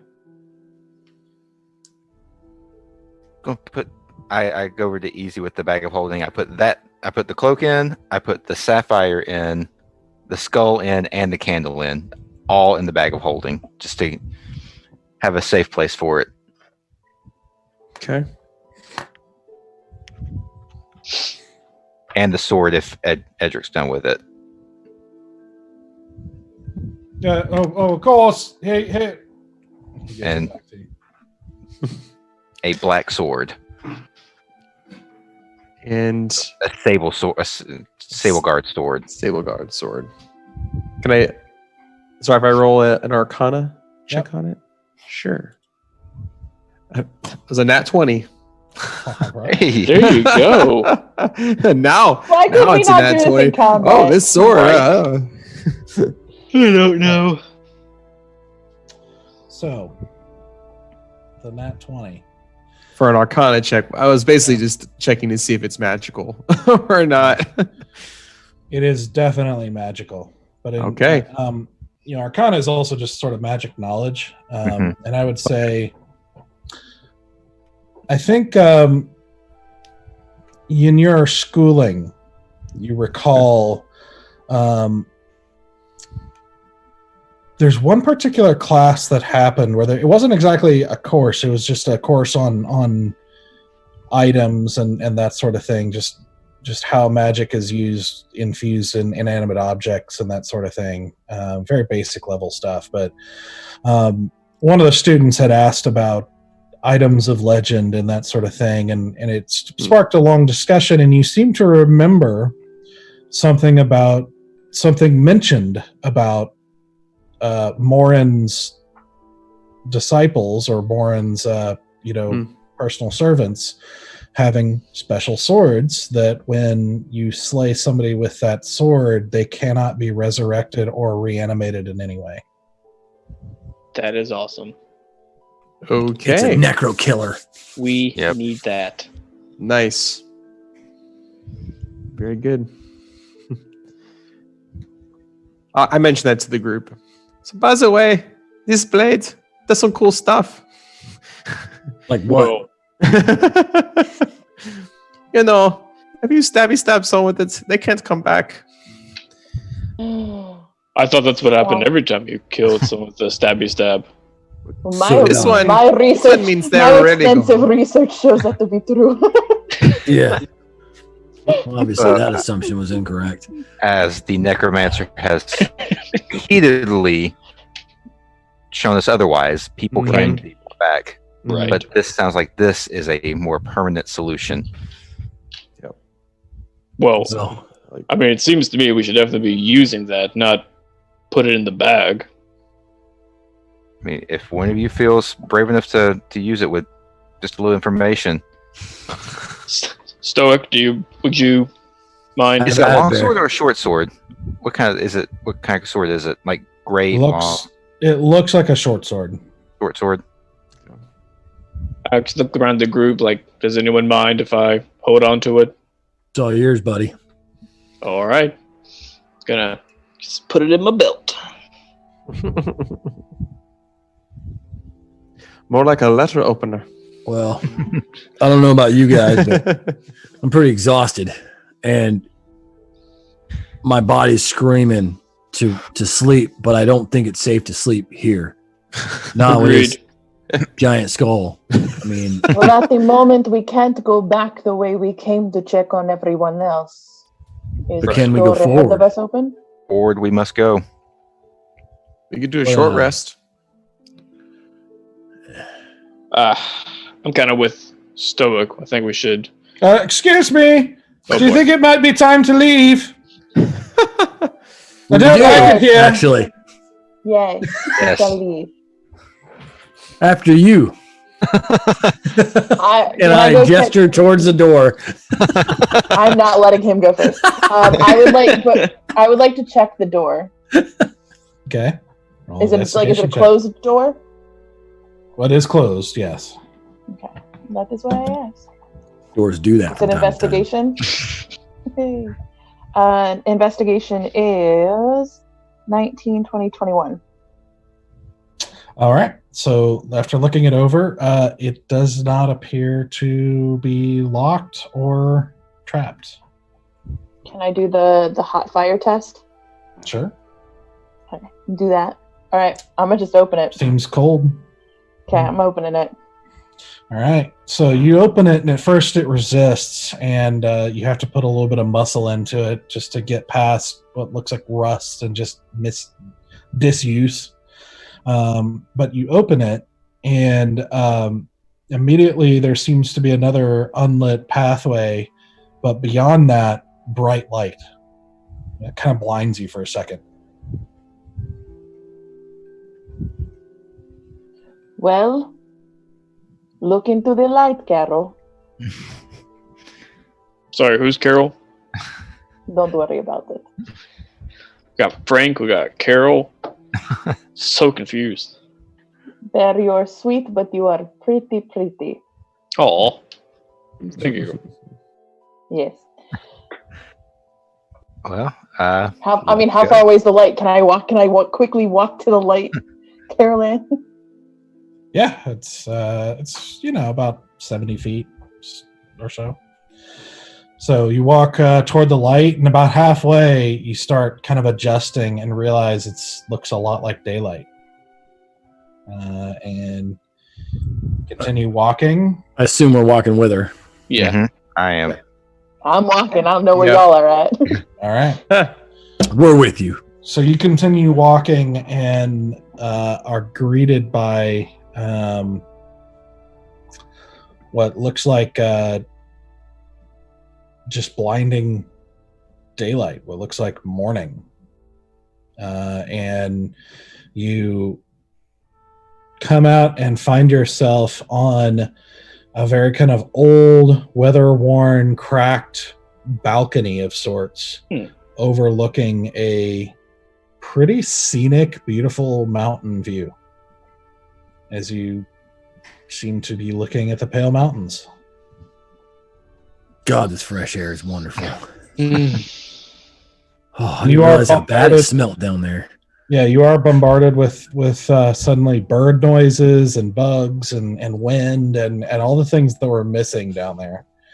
It's almost overwhelming for a second to hear all the noise that you were so used to hearing, but was absent for all the time you were down there. Well, this is quite the contrast. Mm-hmm. So, as you guys look out over this view, we're going to take a break. Oh, All right. So, we will be back in about 10 minutes. And so get some drink, go to the bathroom, whatever you got to do. And we will see you in 10 minutes. all right. See you guys.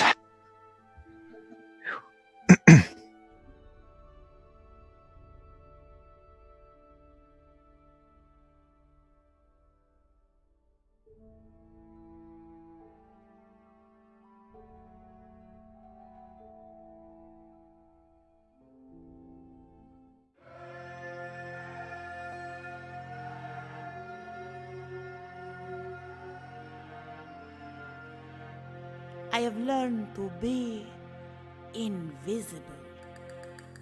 Invisible to those who have something I need or want. Invisible to the guards. Invisible to my enemies. I have even accomplished something no thief before me has. I have become invisible to myself. For I cannot bear to look at my own reflection. But is this all there is to me? Is my invisibility simply matching the hollowness I feel inside? I have to know who I am. I have to know if redemption is possible.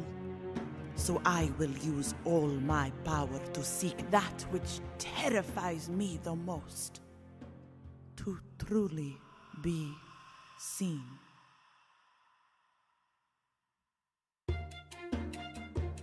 And perhaps along the way, slit a few throats of those who do not deserve to be seen.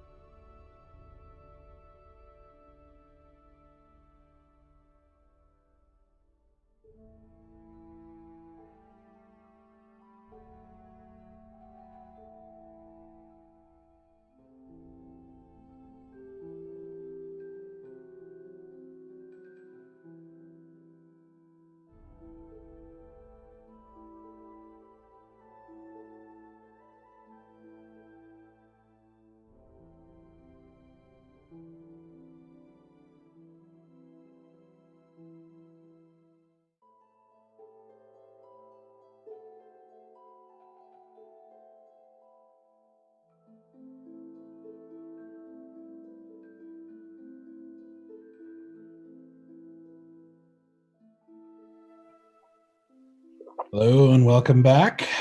The part we're just going to jump right back into it as the party has just finished the unfortunate battle that they were in with Vander and walked away with a massive haul of loot. Yeah, we did. As a consolation, and are now have walked out the back entrance to find themselves looking out at a balcony overlooking a very scenic view of the Pale Mountains. Now, when you say balcony, do you mean like a man-made balcony or a rock face? No, it looks man-made. Looks very old and weather-worn. Where parts are overgrown with plants and that sort of thing, but it looks very intentional, like chiseled stone. Is it can you climb down off of it, or is it like a straight drop? Do a perception check. Okay. Perception is 9. All right. Killing it with the rolls tonight. Yep. It does look like a very big drop.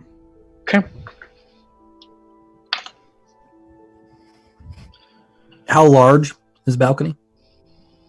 The balcony. I mean, are we all on it? Yeah. I was going to tuck myself back into the the moment, like the archway where the opening of the cave. Yeah, it's sort of like a semicircle that's like about 30 feet radius. Okay. So, well, guys, I don't know about getting down from here, but to be honest with you, I can't even really think about that right now. I'm a little too exhausted. I think this seems safe out here, safer than we are in the temple. I think we should just kind of rest and crash here and attempt this in the morning. It is morning. I think it is morning. Is it morning? it looks like it. Oh man. Later today, Stoic. you mean? I mean, even though it is morning, he's even more correct. Like, we definitely need rest if we're going to do anything. Yep. Yes, I think most of us are. I would like to take a look at that blue sapphire you put inside the bag. So are you doing a short rest? I would like to do a long rest, but can I also check the thingamabobby out? I mean, I'm guessing everyone's doing a long rest, right? Well, yeah, when I do my watch, I'll do a short rest, but a long rest after the short rest. Yeah, you're doing a long rest. So long rest. Watch. Long rest is 8 hours, but you can have 2 hours of light activity. But I'm gonna check the sword during my light activity of watch. That's fine. I'll check. I think I'll check the cloak while we're doing the long rest. Okay. Do you guys mind if I don't candle, take actually, a watch? if that's Do what, Stoic? Do you guys mind if I don't take a watch? Nah, I get some sleep. You rat bastard. I'm out, man. Stoic is done. I'll take first watch. I'm not quite ready to go to sleep yet.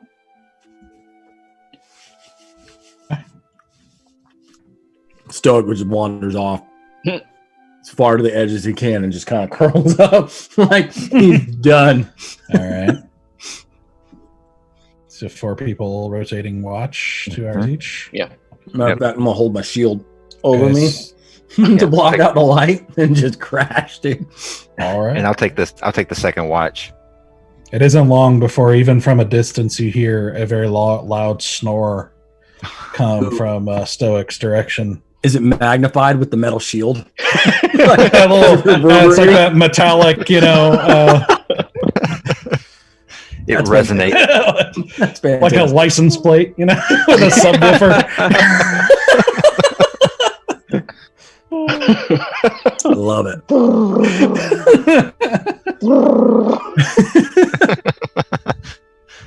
Okay.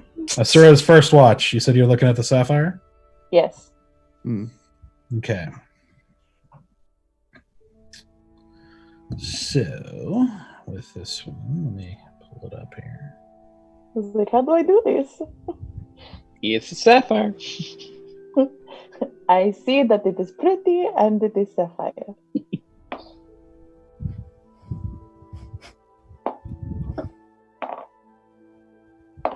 Where did it go?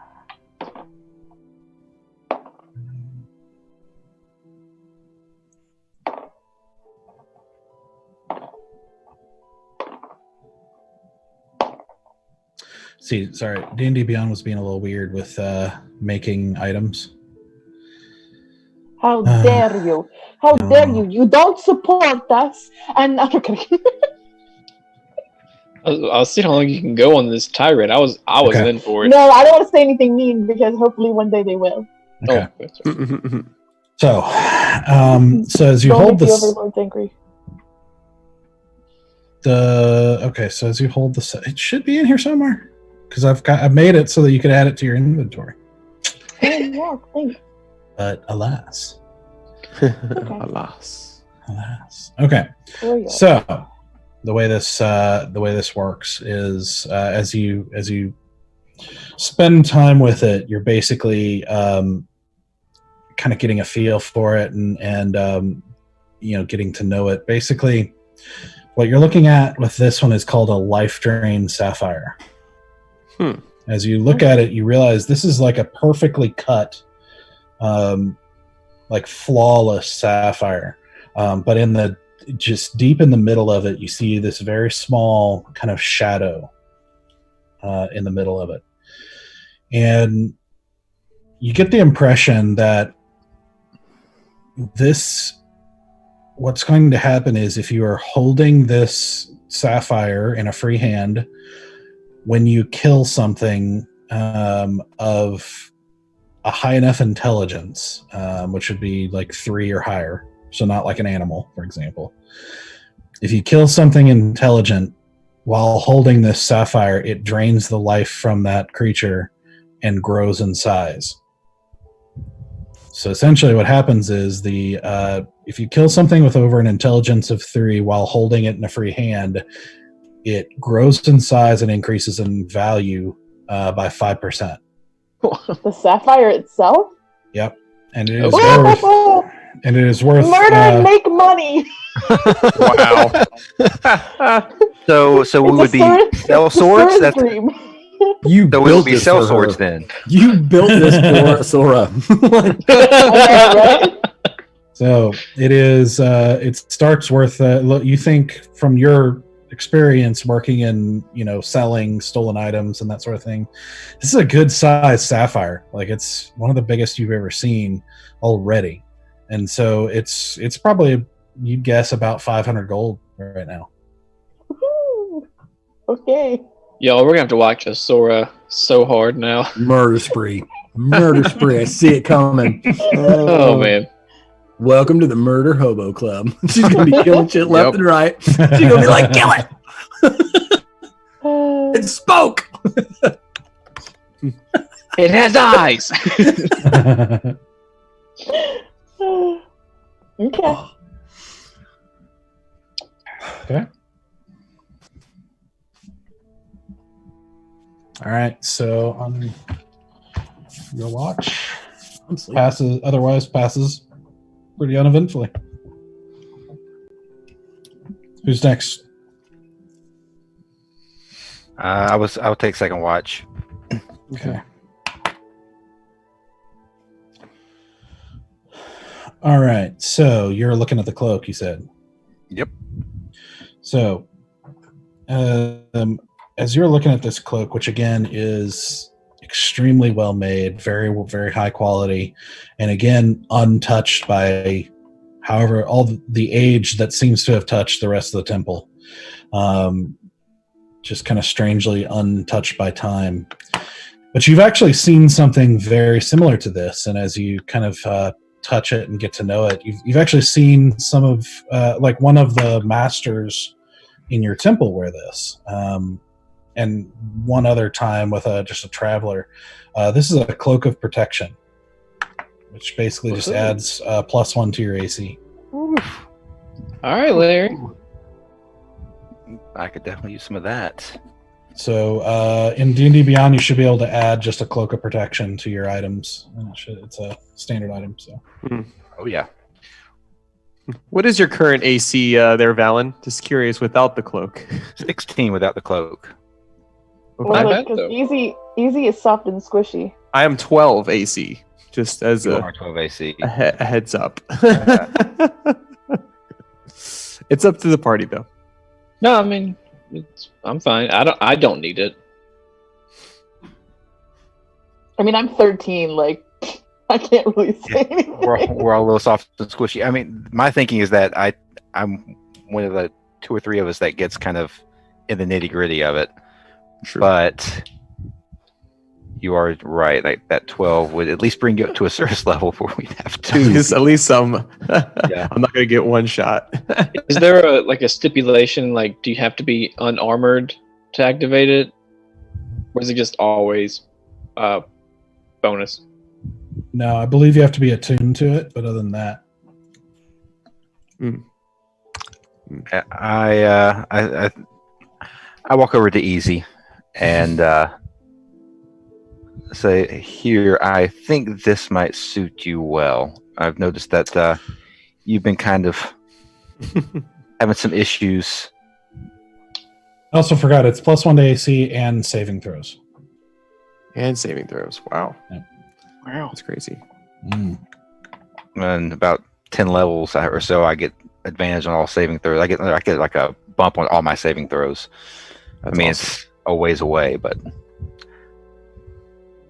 I give it to you, Easy. All right. Much appreciated. Cloak. So I'm gonna- easy. You will have to spend an hour of time. So the examining items is Just an hour, wiggling in it.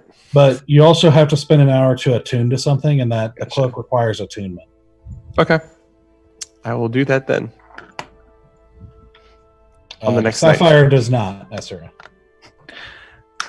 Would I be able to check out the candle, or would that bump into the long rest time? No, that'd be because you've got 2 hours, so you can. Okay. I'd do like to 2 also do the items. candle. Okay. So again, as you look over this one, kind of struck by kind of how neat looking it looks, with just kind of the dark blue against the little white speckle and kind of veiny design around it. This is something called a Candle of the Deep, and it's another one that you can look up and add. But this one.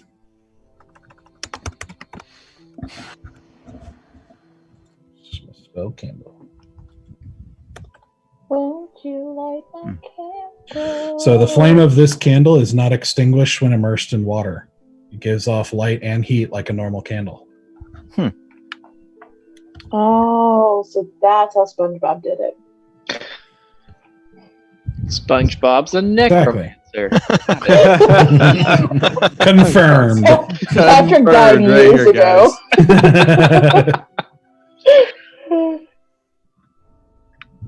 Okay, so that'll be what you can do in your light activity. So as Valen goes to sleep, who's the next watch? I can go, or Easy. So I I'll can. go. Do you have dark vision?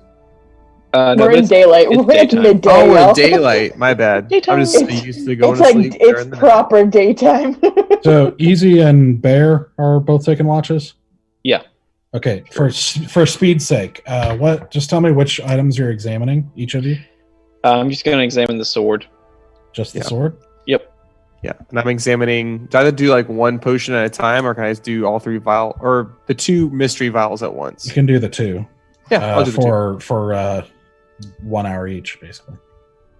Okay. Okay. All right. So Easy, yours. So those 2, as you look over them, the orange one that you saw is something called a potion of watchful rest. Watchful rest. So that's Okay. another one that you can pull up and look at, and then the other one is a potion of climbing. Potion of Ooh. climbing. The scary one.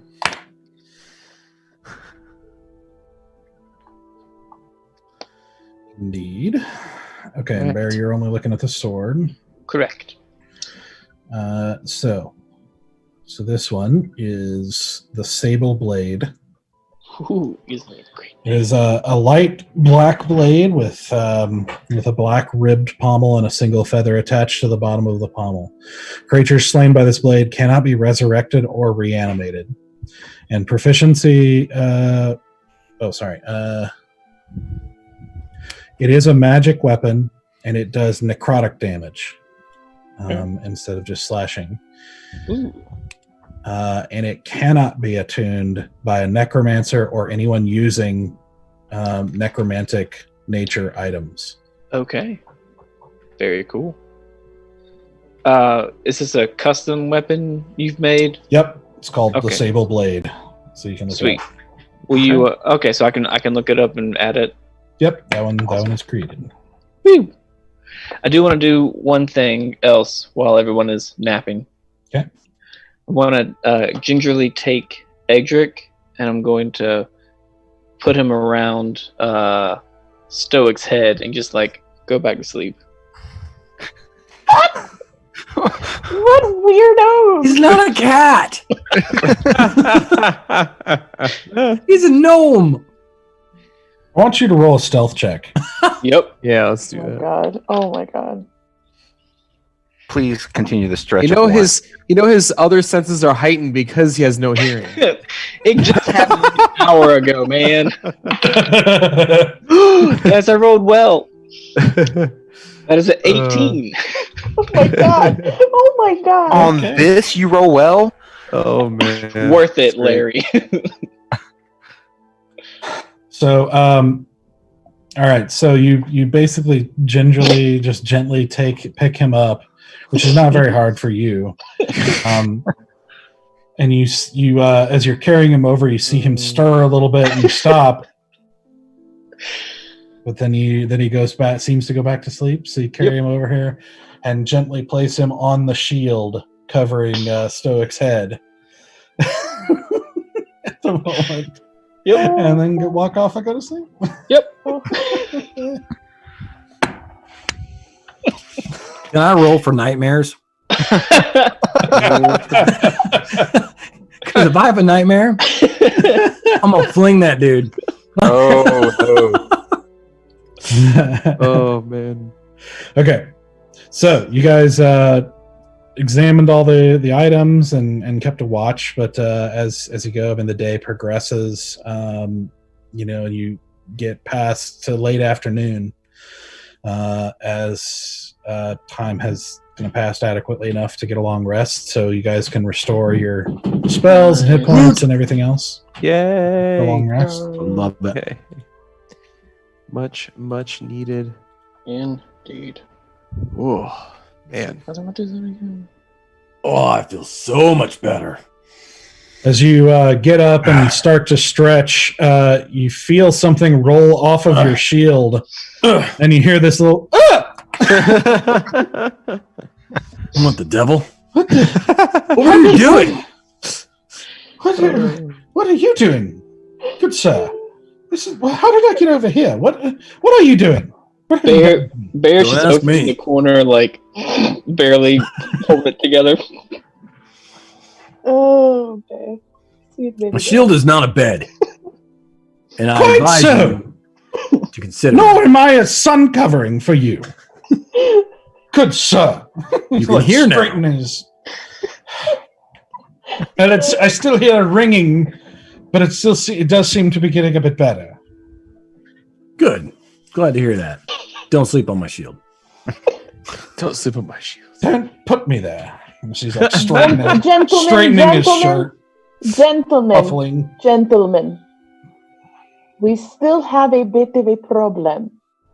The rest of our friends are still inside, and we need to get to them. Well, Can I take a look around? yeah, make a Take an perception inventory if there's a path or. check. Yeah, make a perception check. Do you think we could go back? I don't know, but I don't want to leave them behind. Quite so. We can't leave them there. Ooh, that's a 15. Okay. You do see what looks like off to the right. If you were walking out of the entrance, looking around, you were see to the right. What looks like basically it looks like kind of a small game trail type pathway thing, something you think you could theoretically walk along that kind of comes up close enough to the balcony that you could kind of hop down onto it and then make your way into the tree line and everything that's up on the side of this mountain. Can anybody tell what I'm not good with directions. Can anybody tell what direction we're facing? I can, because I have innate abilities to do that because of my background. That's what I was hoping. Because if we know what direction we entered the mine and what direction we're facing now, it might help us on our way back. Okay, I'd like to check that. How do I do that? Here, Yep. Let's see. Do you have a special feature for it? I don't know. It's because I'm an outlander. I'm actually the same thing, and we have excellent memory for maps and geography, so okay. I would assist you with that. Yeah, and you'd also be able to discern because the sun is a bit through the sky. So you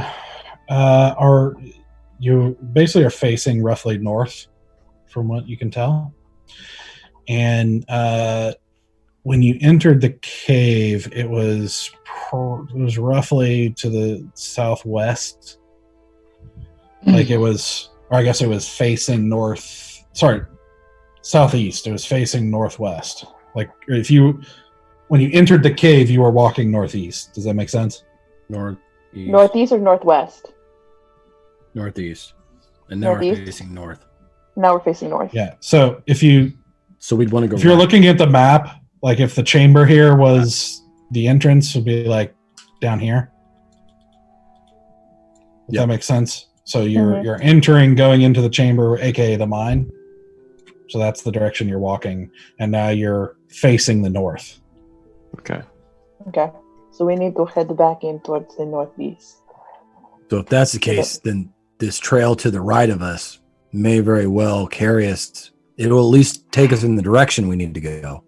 It may take us all the way around to where we can get back to the entrance.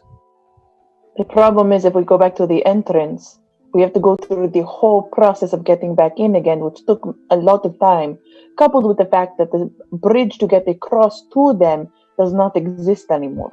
Right. So we need to find a different way to get to them, unless we can dig out the rock slide from the room so that we can get back to them, because they're going to slowly starve over time if the necromancer bony peoples and the creepy dude with the messed up brain did not already get taken care of them. Well, easy. I know I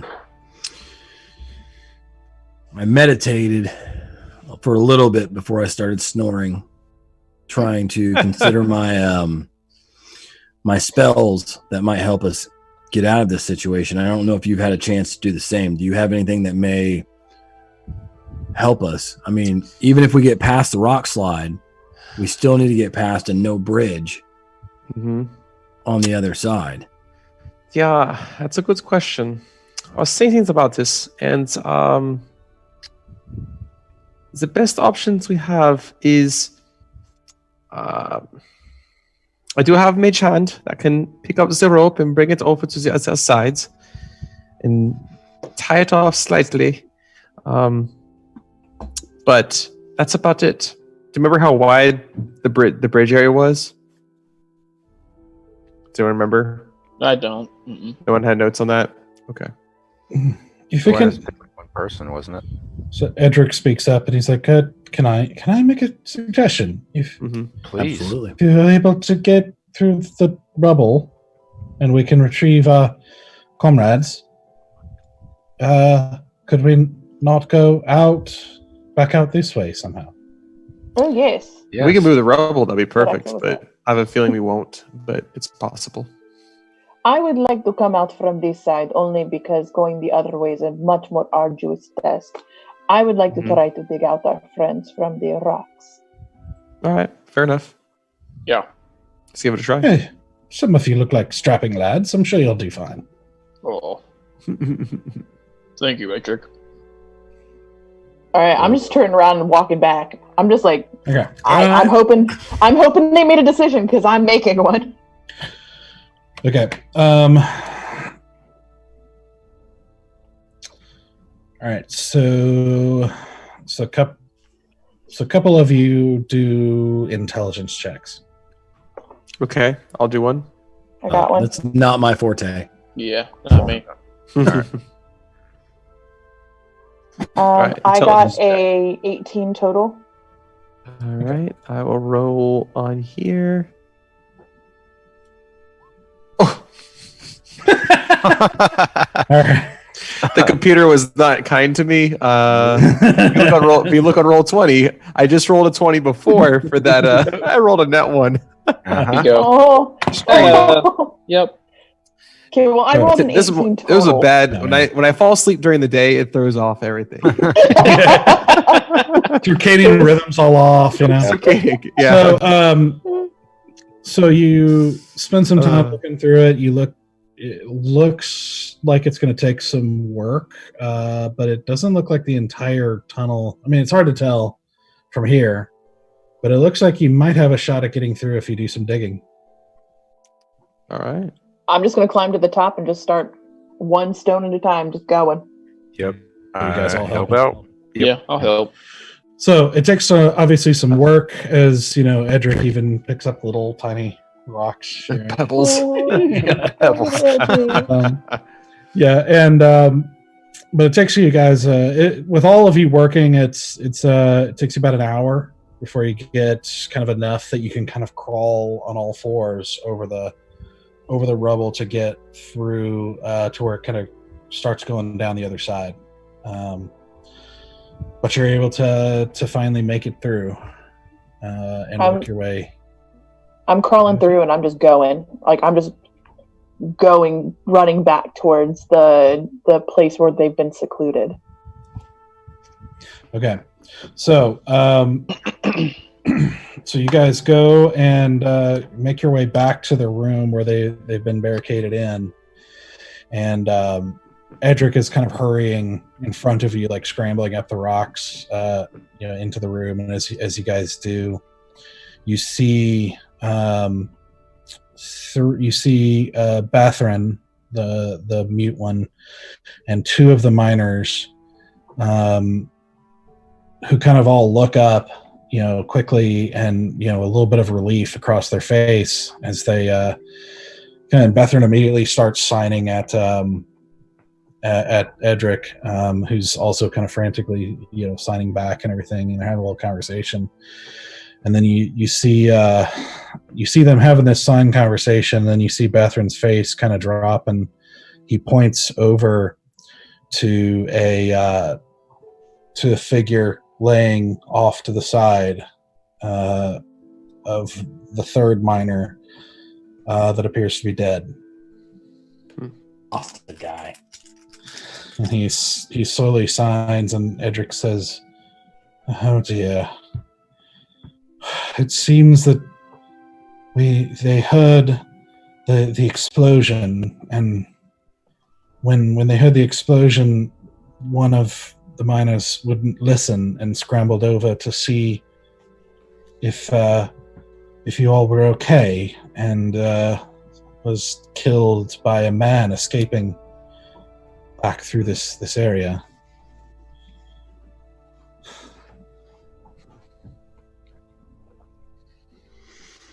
I am very sorry for your loss. This was our fault. We had a chance to stop him. We failed. He will be avenged. Yeah. All right. We ought to gather our things and get out of here finally. We found a way out. Let's go. the rest nod, and you see Bethrin have another signing conversation with Edric, and then you see Bethrin kind of get irritated, like kind of like agitated pretty clearly. And Edric is saying he doesn't know what to do. He doesn't want to leave our friend behind, but we obviously can't carry him. We can't be carrying a body as we're trying to escape back to society, and I suggested that all things considered, and considering where we are, it'd be best to burn him. Can I ask, Edric, would you tell him that I will take care of it? Yes, I'm trying to explain to him that this miner was Karandian, and it is Karandian to burn bodies because of their history. But Bethrin's not Karandian, so he doesn't quite understand. But I will continue to talk to him, and he gestures over to Bethrin to get him to follow, and kind of leads them up over the rubble and out of the thing as he's still signing with him. Before they leave, I just want to ask, do you know if he had any family or anyone that would miss him?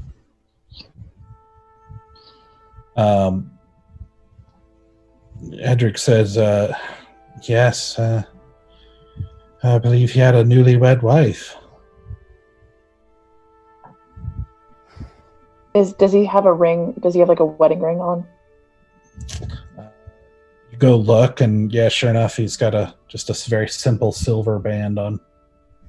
I'm going to take it off and hand it to Edric. He takes it and just nods solemnly. So they all file up over the rubble, and I guess the rest of you minus Asura goes as well. Yeah. Oh no, I'm gonna burn the body. I'm gonna set up the fire inside here. Okay. Can I use thaumaturgy to change the fire into like a beautiful like pastel like bluish color, just like something really pretty? Sure.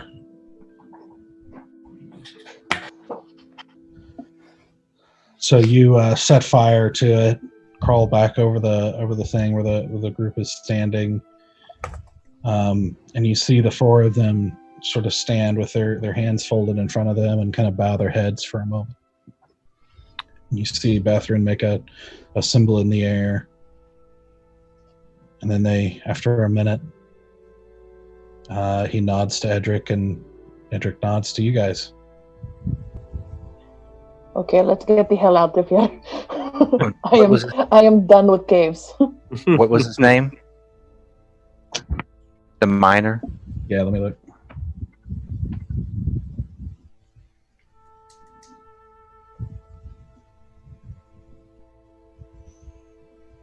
Emard. E-M-A-R-D. Emard. Okay.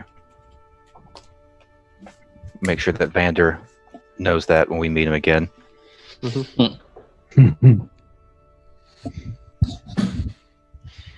Easy, I should also note your temporary HP loss went back to normal too. Yay! Stupid necrotic damage. It's from the trap, yeah. Yeah. Yep. Yeah, I'm just gonna let's just go. Like I just start walking back. Yep. I'm out. I'm done. So you guys head into the path? Yeah. Oh, yeah. Okay. Yeah, back up, Indeed. crawl over to get out, to go down. So, you guys make your way down the path, hopping up over the balcony and onto the pathway, and kind of helping Edric make the little hop as well. You guys make your way through, and you see that it sort of follows kind of an up and down winding path along the outside of this mountain. And you see it eventually winds, and it probably takes you 4 hours or so. But eventually you get to a point where you come into view and you can kind of see up you can kind of see up to what looks like a little shack on a ledge, or like just above a ledge. And you're pretty sure that's the ledge where where the Drosera was almost tossed off of. Seeing it from a different angle, it's hard to tell for sure. But Sarah knows a ledge she almost fell off of. So, with a bit more time, as the sun is going down, so it's probably about 9 o'clock or so. You guys are, as the sun is now, fully down and it's fully night. You guys find your way back to the abandoned camp, which seems just as you left it, still littered with the remnants of battle and everything, and eventually back to your horses that you had left tied up. And are you guys heading out? Should we travel at night? I mean, I'm not tired at all, but maybe we should stay here one more night.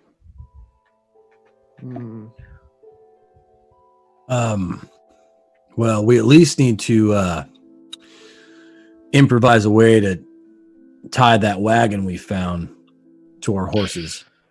Yes. So that Good point. we can help transport everybody back. And I know Sora really wants a wagon. I do want the wagon. So Roll an investigation check. All die of dysentery. wait, me? Who? Stoic, yeah. You want help or no? That's not good. That's a 5 plus probably crap. You said investigation? Yeah. So it's your intelligence modifier. Oh yeah, so that is crap. That's 0. That's 5. All right, then. I'm running out of dice to roll. Yes. Putting that One out. of those All of you guys nights. are in timeout at this point. So the wagon obviously has the it's built for attachment, but you don't really see any tack like around the immediate vicinity. So you're gonna have to basically use some of your rope and try to jerry rig it a little bit. Sure. And is that what you're gonna try to do? Can we Would try anyone to like to help me Yes. tie these horses? Yes, I can tie rope. Mhm. I'm good at tying knots. Oh man, that was dark. Can we fasten it to Bear's horse in particular, since it's pretty much just draft horse? Bruce Springsteen? You sure can. I forgot that's what his name was. All right. Yes. Do a dexterity check, both of you. I will do a dexterity check. Stoic, you too. Oh, Before they do that, I'm going to feed the horses and I guess water them, make sure they're not dying. Yeah, they look okay. They've been kind of grazing a little bit as you've been gone. Fortunately, you're in a pretty planted area, so. True. That's good. I can't make this stuff up. I rolled a separate die, and it is also a 5. And what'd you roll, Sarah? 17. Okay. So as together kind of working for a little bit, you're able to, get the wagon to be tied to the horse. It can pull it. There's a little bit of a problem with, if the wagon had to stop quickly, it'd probably hit the horse. And, you're not quite confident in how it would do at speed, but looks like it's gonna be enough to drag the wagon. Okay, that is great. I love this. We have wagon now. All right. I don't know what I wanted with the wagon. I just really wanted one. Now we got Maybe one. we can put our new friends in there, especially because Edric is very small and cannot walk very far. Okay. All right. So you headed back now? Yeah. Yeah, and how many survivors came with us? 4. And that's including our gnome friend? Yep. You've got Edric, Bethred, and then the 2 miners, Conway and Fryan. Okay. Well, at least they'll be able to ride in the wagon. Okay.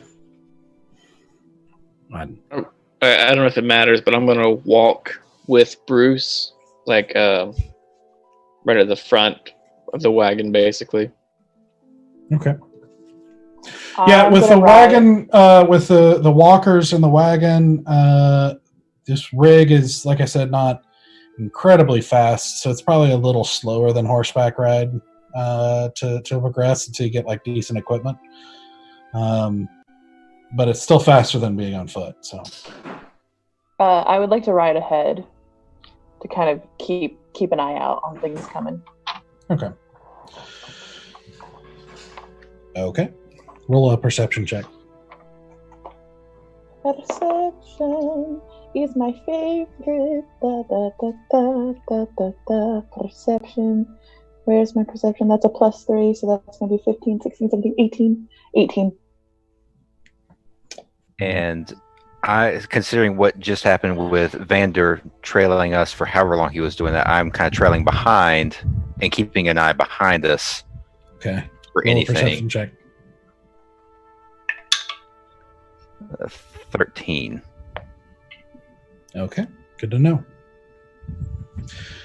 Okay, so you guys are headed back to Elduin with the survivors and your sort of jury-rigged wagon.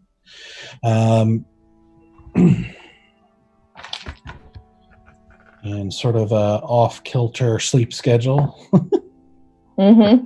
Yep. Which actually the miners are actually okay with, because their schedule kind of got messed up with the fleeing and then not having sunlight for several days. They're a little bit off kilter too, and so it works to the advantage. But they are mostly quiet as you guys progress. They have been through a lot. They have been hiding deep under a cave with dangerous things around them for several days after losing a lot of friends and being attacked and everything, and then losing another friend to Vander, and thinking that you guys had died, since it was like basically almost it was over 8 hours from the explosion to the time you guys made it back to them.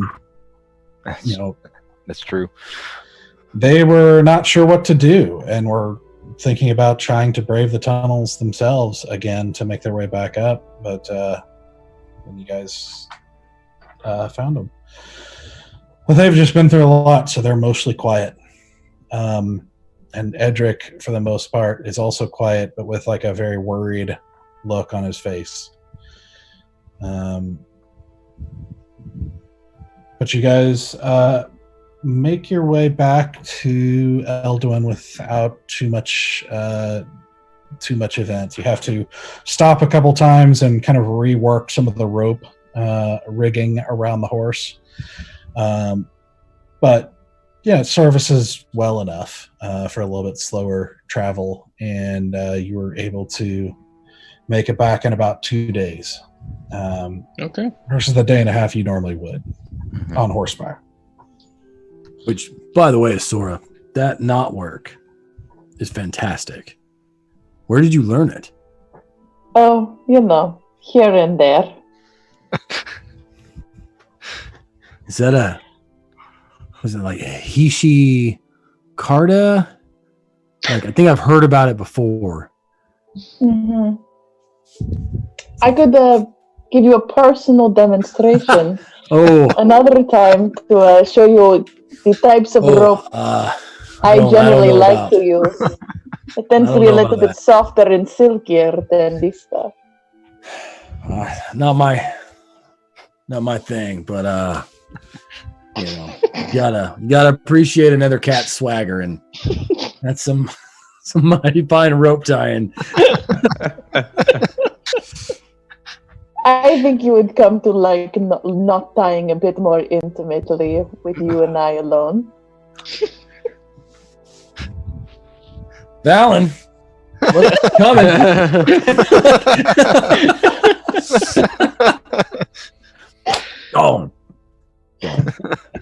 But Still, I will say, because face red.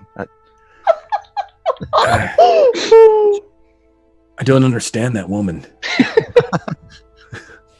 I mean, I don't really understand any women, but that one especially. Women are one of the great mysteries of this universe.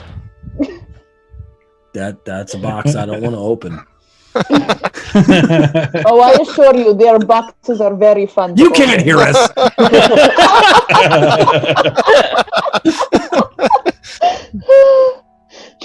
And you said this was a 2-day ride? Mm-hmm. Yeah, so this is probably second day because first day it would have been a trudge, however you say it. Like, just I don't think I would have spoken a word the first day walking after the events. I don't want to make it too lighthearted because that's terrible. Anything else anybody's saying or doing on the way? I was gonna break out. I haven't mentioned this yet, but I do have a flute and I know how to play the flute. And I was gonna play. Do, do, do, do, do, do, do. Oh my god!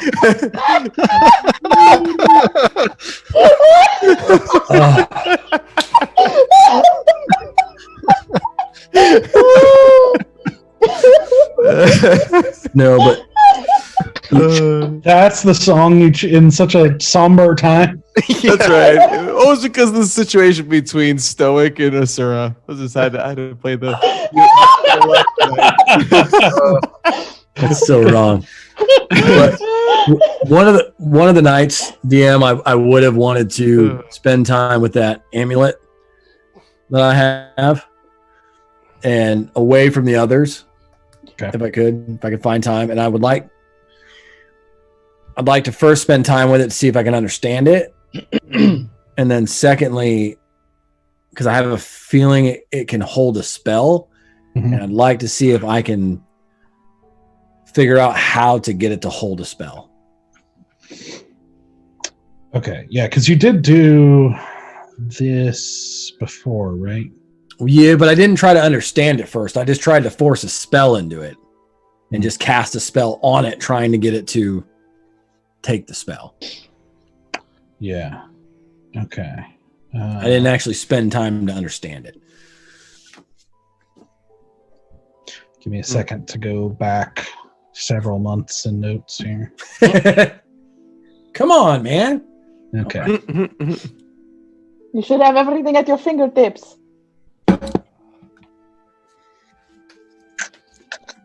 Roll an Arcana check. Arcana. One of these dice better work. Not that one.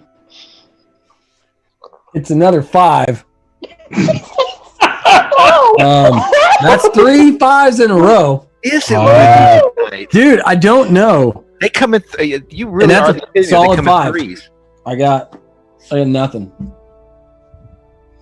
I was Wow. trying to find out if I had the name of the amulet. Well, I don't think you have the name of the amulet yet. No, I don't either. I know I got the necromancy ring, but that's different.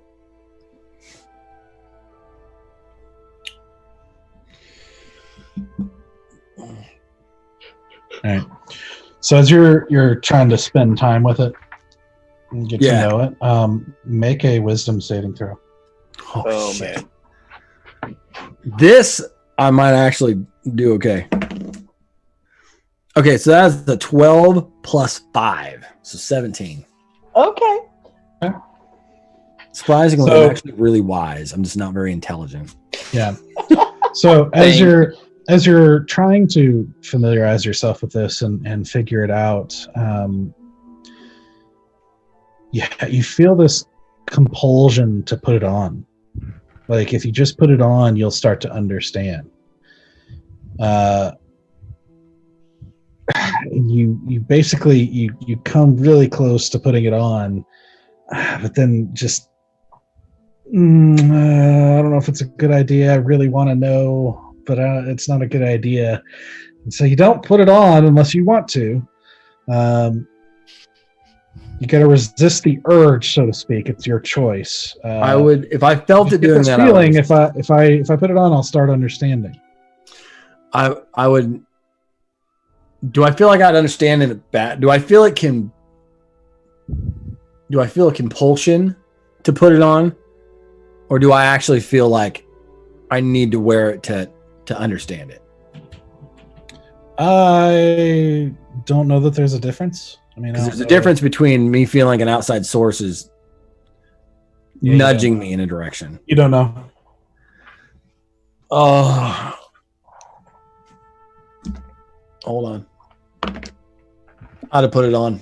Yes. Okay. Over 10, I was gonna not do it, dude. I rolled a 2. I'm putting it on. Here we go. I don't know what I would have done in that situation. Oh god. I don't Okay. because I want to understand it. And so I will point out, for some reason, I'm the only one with cursed items. Yep. Putting it out there. Yeah, well, you don't tell us you have them. I do, but I don't know why. Communication is key in a healthy relationship. Because I said I went off where the others couldn't see me. So You did. let's roll this, man. What we got? So, I get stoked, dude. Oh my God. Mm. Yep.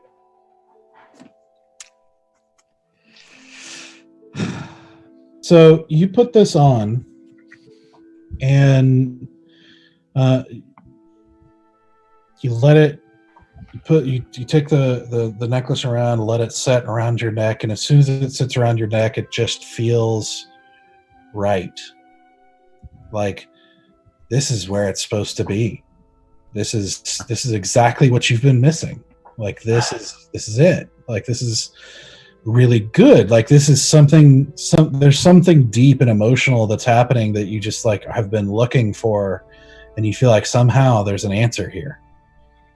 And like it seems like a lot of what you've been through, somehow if you stick with this thing, there's an answer to it. Like there's an answer to not having to go through some of the things that you've been through in the past. And you just feel like it is designed to work in tandem with other kinds of magic, with other sources, if you will, that it's sort of a recipient of sorts. And it's supposed to work in tandem with other things. And you get this idea, I think the ring might actually. Oh, You know, you think the ring might actually do what you're you know, might actually do the work that's supposed to go with this. Do I have a saving throw for that? Because I don't think I would do it. Because the ring I fully understand is evil. Because I saw it being used. The amulet I did not see that. I assumed that a spell was released from it. Not that it was inherently evil. Mm-hmm. Yes, roll a wisdom saving throw. Okay. So that is a 7 plus 5. So that's 13. Okay. 12. 12. Thank you. Yeah. Well, you've already put the necklace on. The ring can't really hurt. Oh boy. And the ring can't really hurt. And you know, if you can learn what this does, then that's probably going to be really good for you. Oh, this is hurting my soul. Okay. Once Okay. you understand the power of the dark So side. you take the ring again, feeling the kind of like ice cold feeling of it, and Oh, I hate myself. you put the ring on your finger, and almost immediately feel like it's not so cold anymore. Oh no. And it just feels again like it's almost like it doubles that feeling of like, yeah, this is right. Now it's like you don't quite understand what it is, or like what you can do with it, but you suddenly feel more powerful. And you know that if you can just find the right situation, that these are going to reveal the secrets to you, and you're going to be able to do so much more than you thought you could. And like basically you're just so many things that you have wanted in your life could be yours. You just got to find the right situation. Okay. God, Doug, this sucks. But it Okay, just Doug. feels great. All Like right. it feels great. This may be. I'm fully aware this could be pushing what I can do, but like as a paladin and having like the, like a sense of like dark things, would I notice a shift at all? What just happened? There's no disturbance in the force. Yeah. Shut up, Darth Plagueis. Not really how that works. No. All right, that's what I thought. Here's a question. Are we still feeling any of the emotional mental connection? Yeah. Glad you asked. No, that disappeared after your long rest. Well, really sooner. It disappeared after an hour after you left the chamber. Gotcha. But That's what I thought. I don't feel or think any differently other than I feel good, right? No, Buzz. you're totally yourself. Like you just feel like you found All right. something really meaningful. That's really going to be helpful. All right. That's day 2. I head back towards the group. Like I'm assuming that's would have been done in the nighttime. So Do you have the amulet over your armor? Can we see it, or are you hiding it? no, because I would have trouble grabbing my Your holy symbol. my holy symbol, and so I would have put the amulet down so that I wouldn't accidentally grab both. Gotcha. So we don't see it. You're hiding it. So you're telling me I have to get stoic naked? That's what you got from that conversation? Yes, that is what I got from the conversation. Of course you did.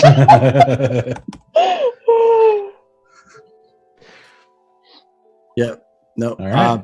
Honestly, just to let you guys know, I wear gloves too. So like, I highly doubt, unless my behavior changes, you guys would not Yeah. notice. Yeah. So All right. Oh god. now, if there's an The cold occasion when coming my from armor inside and the everything's house? coming off, you might notice. But other than that, you wouldn't notice tonight. Gotcha. We need to find a river and throw Stoic in. And if he floats. Then I'm evil. All right. That's how that works. If he weighs the same as a duck. All right. Sorry, that took up a lot of time. I didn't think it was going to No, go that direction. I thought it was No. great. Perfectly Very okay. Interesting. It's okay until it's not okay, and I'm sure that's going to bite Right. us at some point. Oh. So, anything else you guys wanted to do on the way back? All I would do is like, we don't have to RP this, but just make passing remarks about Vander and strategize in a way to beat him next time we see him. Okay. I would like to start teaching Keshi certain, like, I want to be able to teach Keshi like certain cues in Thieves' Cant. Like, I want to see if I can start teaching Keshi like tricks in Thieves' Cant. Okay. Okay. I don't know if So that's a that'll thing. be. Yeah, no. So that would be animal handling checks, and it's gonna take time and probably repetition. Yeah. Because training an animal. I mean, horses are smart. I mean, and depending on the breed, but horses are Hey. smart, so they are trainable. But obviously, horses take time. It takes time to build relationship and trust and all that stuff, as well as specific signals or commands or anything like that. And so it's definitely doable. It's just going to take you kind of being diligent about spending time on it. Yeah. So like in the 2 days that we were riding back, I wanted to teach Keshi how to do touch. So basically, whatever I tell, tell Keshi to touch something, and Keshi will touch. Like put his nose to something. So like if I put my hand out, I say touch, he'll like turn and put his nose to my hand. Okay.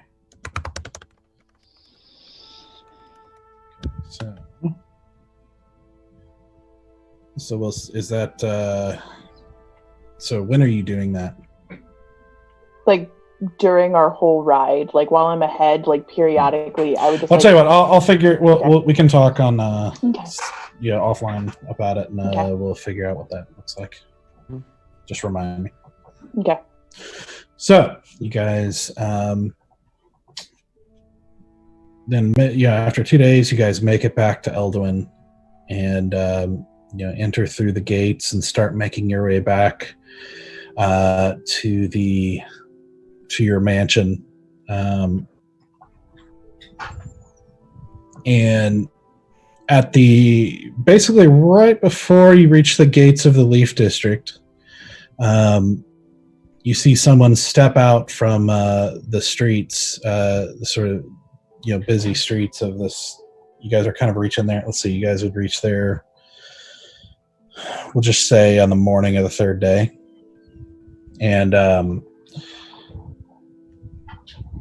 you see a familiar figure as the relatively short, well-dressed figure of Rollo steps out. Who is Rollo? So Rollo is the guy who called us over to talk to. What's her face? What's her name? Oh, he dresses minion. Yeah. There you go. Gotcha. Mm-hmm. He steps out and steps up to your horses and wagon and says, "Good day to you, sir and madam. I hope that your mission was successful." Who is he talking to? Seems to be talking to all of you. Oh, okay. I mean, I'm the only madam here. And that I know of. I don't want to make any preconceived notions. It went. I see. Well, my employer wishes to speak with you immediately upon your arrival. Shall I lead you to meet with her? Could we not give these individuals a little bit of time to wash and drink and eat and sit? Edric speaks up, and he just sort of like, with this kind of tiredness in his voice, he's like, no, it's probably best if we talk to her immediately. Well, let's just go ahead and get it over with. This is coming anyway. Very good. Please follow me. And he turns and walks a different direction this time. So this time he leads you to the north of the city, to an area kind of close to where the river passes by, and he actually kind of leads you down this winding path in an unfamiliar area that you haven't seen of the city, and actually leads you in a sort of out of the way path that kind of winds out and actually outside of the city walls, through this little path that kind of goes under this little tunnel area and then out of the city walls, leading alongside the river, on a pathway, kind of like in a little bit of a cliff at the side of the river. He then goes and leads you to around this pathway, and you see it sort of opens into sort of a dry cove type area, like a cave entrance that kind of it sort of opens up and then narrows down at the back to what looks like some tunnels leading in the back that would like lead back up under the city if you kept going straight. And you see in this little cove, you see the water just kind of dips into the cove a little bit, and you see various small, like, rowboats, and you see a group of men loading up boxes and various things into these boats. And you see, sitting at the back of this cave, right where the tunnel entrances start, you see a desk set up, and you see, sitting there in the back, the female figure wearing tight-fitting, charcoal-colored garb with long black boots, sitting calmly in her chair, reading something on parchment in front of her, as another figure leans against the cave wall to her side, and is just basically playing with a dagger, just kind of doing flips and stuff in his hand, just effortlessly, just like it was, eating with a fork. It's just seemingly bored and everything, just doing these little flips and interesting things with a knife. Not to backtrack too much, but I didn't want to interrupt. After Roland would have picked us up, I would have dropped back to our gnome friend and just quietly been like, "Do you trust her?" Oh, that's a tricky question, I suppose. I mean, she hired me for a task, and she's honored her part of that task, and I mean, I obviously don't want. She sent us to find things like that staff, and we obviously don't want people like that man to find it. But to be terribly honest, I haven't known her a terribly long time, and she seems very guarded to me. So all of our conversation has really been of the work and what we're doing. Understood.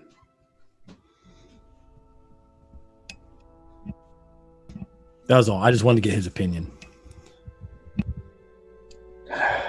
All right. So as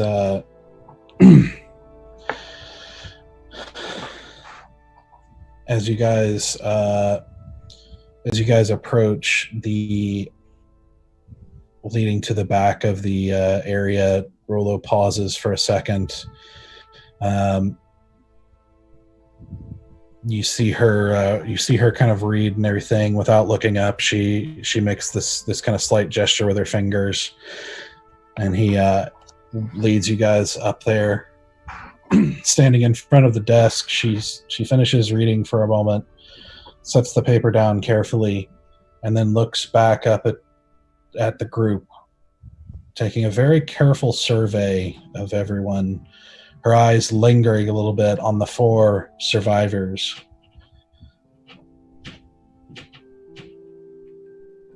Then she looks at you guys each over, kind of taking in whatever calculation she's taking in, and says, "It would seem we have much to discuss." And that's where we're going to end tonight.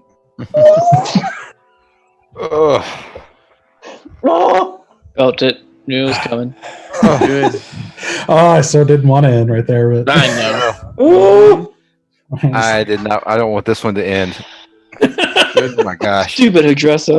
I don't want to wait another Vander. 2 weeks.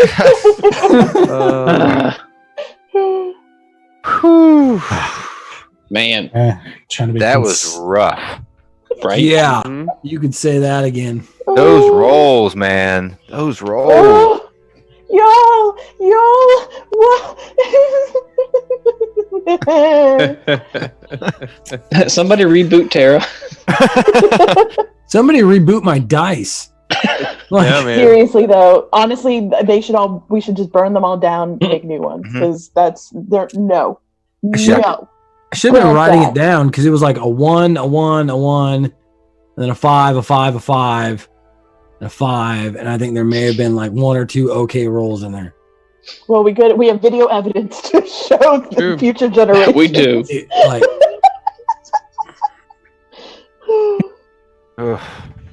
Oh, it's rough. It's I think that's you guys' like first like loss. Yeah. Yeah. Okay. It was a first real loss. Thank you. Well, technically, we kind of lost with Duke Polton. I mean, sort of. We didn't technically finish Duke. We didn't technically finish Duke Polton's quest. We talking It got altered. Because we murdered in a good Duke way. Polton. Right. We had some assistance, you know. Yeah. Kids are fine. I thought it didn't go all that well, but I think it went like in the best of ways. Oh yeah. Maybe not the way we thought, but in the way it needed to go. I'm with you, man. Knock it off. Stop it. Yeah. That was rough though, man. He was rolling really well, and you guys were rolling really poor. Yep. That was. It happens. I'm just happy I made my jump across the skeleton because I was really worried. That was cool. When can I finally level up? That's all I want to know. I'm going through torment right now. You'll level up as your sapphire levels up. As I just murder everyone. In game time, it hasn't been that long. Yeah. Since level up last. But we've dealt with a lot. Yeah, well, we've seen things, DM. We've seen combat scenarios in one day. It was more than 3. We lost one of them, which should just be the most that we've leveled up because it's it was way more than 3. We fought the skeletons, the troll. Yeah. Forget my mushrooms. The mushroom and then squad. the ghosts, and then Vander. Yeah. 5 attacks. All within one rest, yeah. That was a good solid dungeon crawl right there. Yes, that was. Really good. I have a feeling Doug's just warming this up for something more serious down the road. That was just. Doug's gonna murder us. That was just an appetizer. Yeah. He was going for a TPK. I mean, there's no doubt about that. Yep. No, but the thing that kills me is like Stoic had a really great idea. Like, get all the skeletons to go away, and then we each get a turn beating the crap out of Vander. Mm-hmm. It would have worked. Poorly. That was definitely a holy crap moment. I was like, yeah, wow, I did not plan for that. If the rolls would have been good. That was a clutch moment. How did despair not do anything? I assure you, despair does great, terrible things to brain cells. Not speaking from personal experience. No, yeah, but when you live there, there's a reason. That's all I'll say. I'm so antsy and excited, but also frustrated. It's like what is blowing out a candle to a blind man? You know, like that got weird and deep and weird. It's totally one of those like, holy crap! I did not plan for this, but I'm so glad it happened. Moments, right. So much stuff. Interesting use of the mushroom thing. Yeah. That was cool. That was fun. That's why I love D&D though. It's like you can be creative like that and just do stuff like that. Love it. Oh, I'm sad I don't still have that power now. Get inside people's brain cells. 2 weeks. You can always go back. We could. Come on, I just kid. want Let's to go know back. why I'm the only one with a cursed item. And not only am I the only one with a cursed item, I have all of the cursed items. We've been through this. You don't tell us you have them. I know. Like you keep taking them. Because they're evil. I don't know what to tell you, man. That's why you have them. I already started like formulating plans on how I can try to suss that out, but like I don't know anything. You was snuck off in the Bears. I'm the only one that knows about the ring, and Bear's the only one that knows about the amulet because we he don't gave have it to to hide me. your shame. Wait, is that true? Wait, I think I knew about the amulet. Maybe no. Maybe not. No, well, everybody knows that we got it, but Bear had it, and I asked him when it was just me and him Oh, if he would entrust it to me, and he Mhm. did. The ring I've kept on the down low, but the amulet, Bear had it, and I got it from him. Good to know. That's really good to know. Are you not keeping track of your own conversation? I have so many, okay? Forget what I know and what Bear knows. Let's go back and watch the YouTube videos, It's like, man. That's I don't what I think Bear That's would right. keep track of his own conversation. No, Probably not. Honestly, it's the most character appropriate way to play D&D. I'm telling y'all, Bear's a great character. Just like, I kill things. It's fun. Mm-hmm. Same. Well, that was really fun. A lot of really cool things happened in that session. That was Mhm. awesome. So I want to thank any viewers for watching and Yeah. joining us and having fun with us. And shout out to Fran.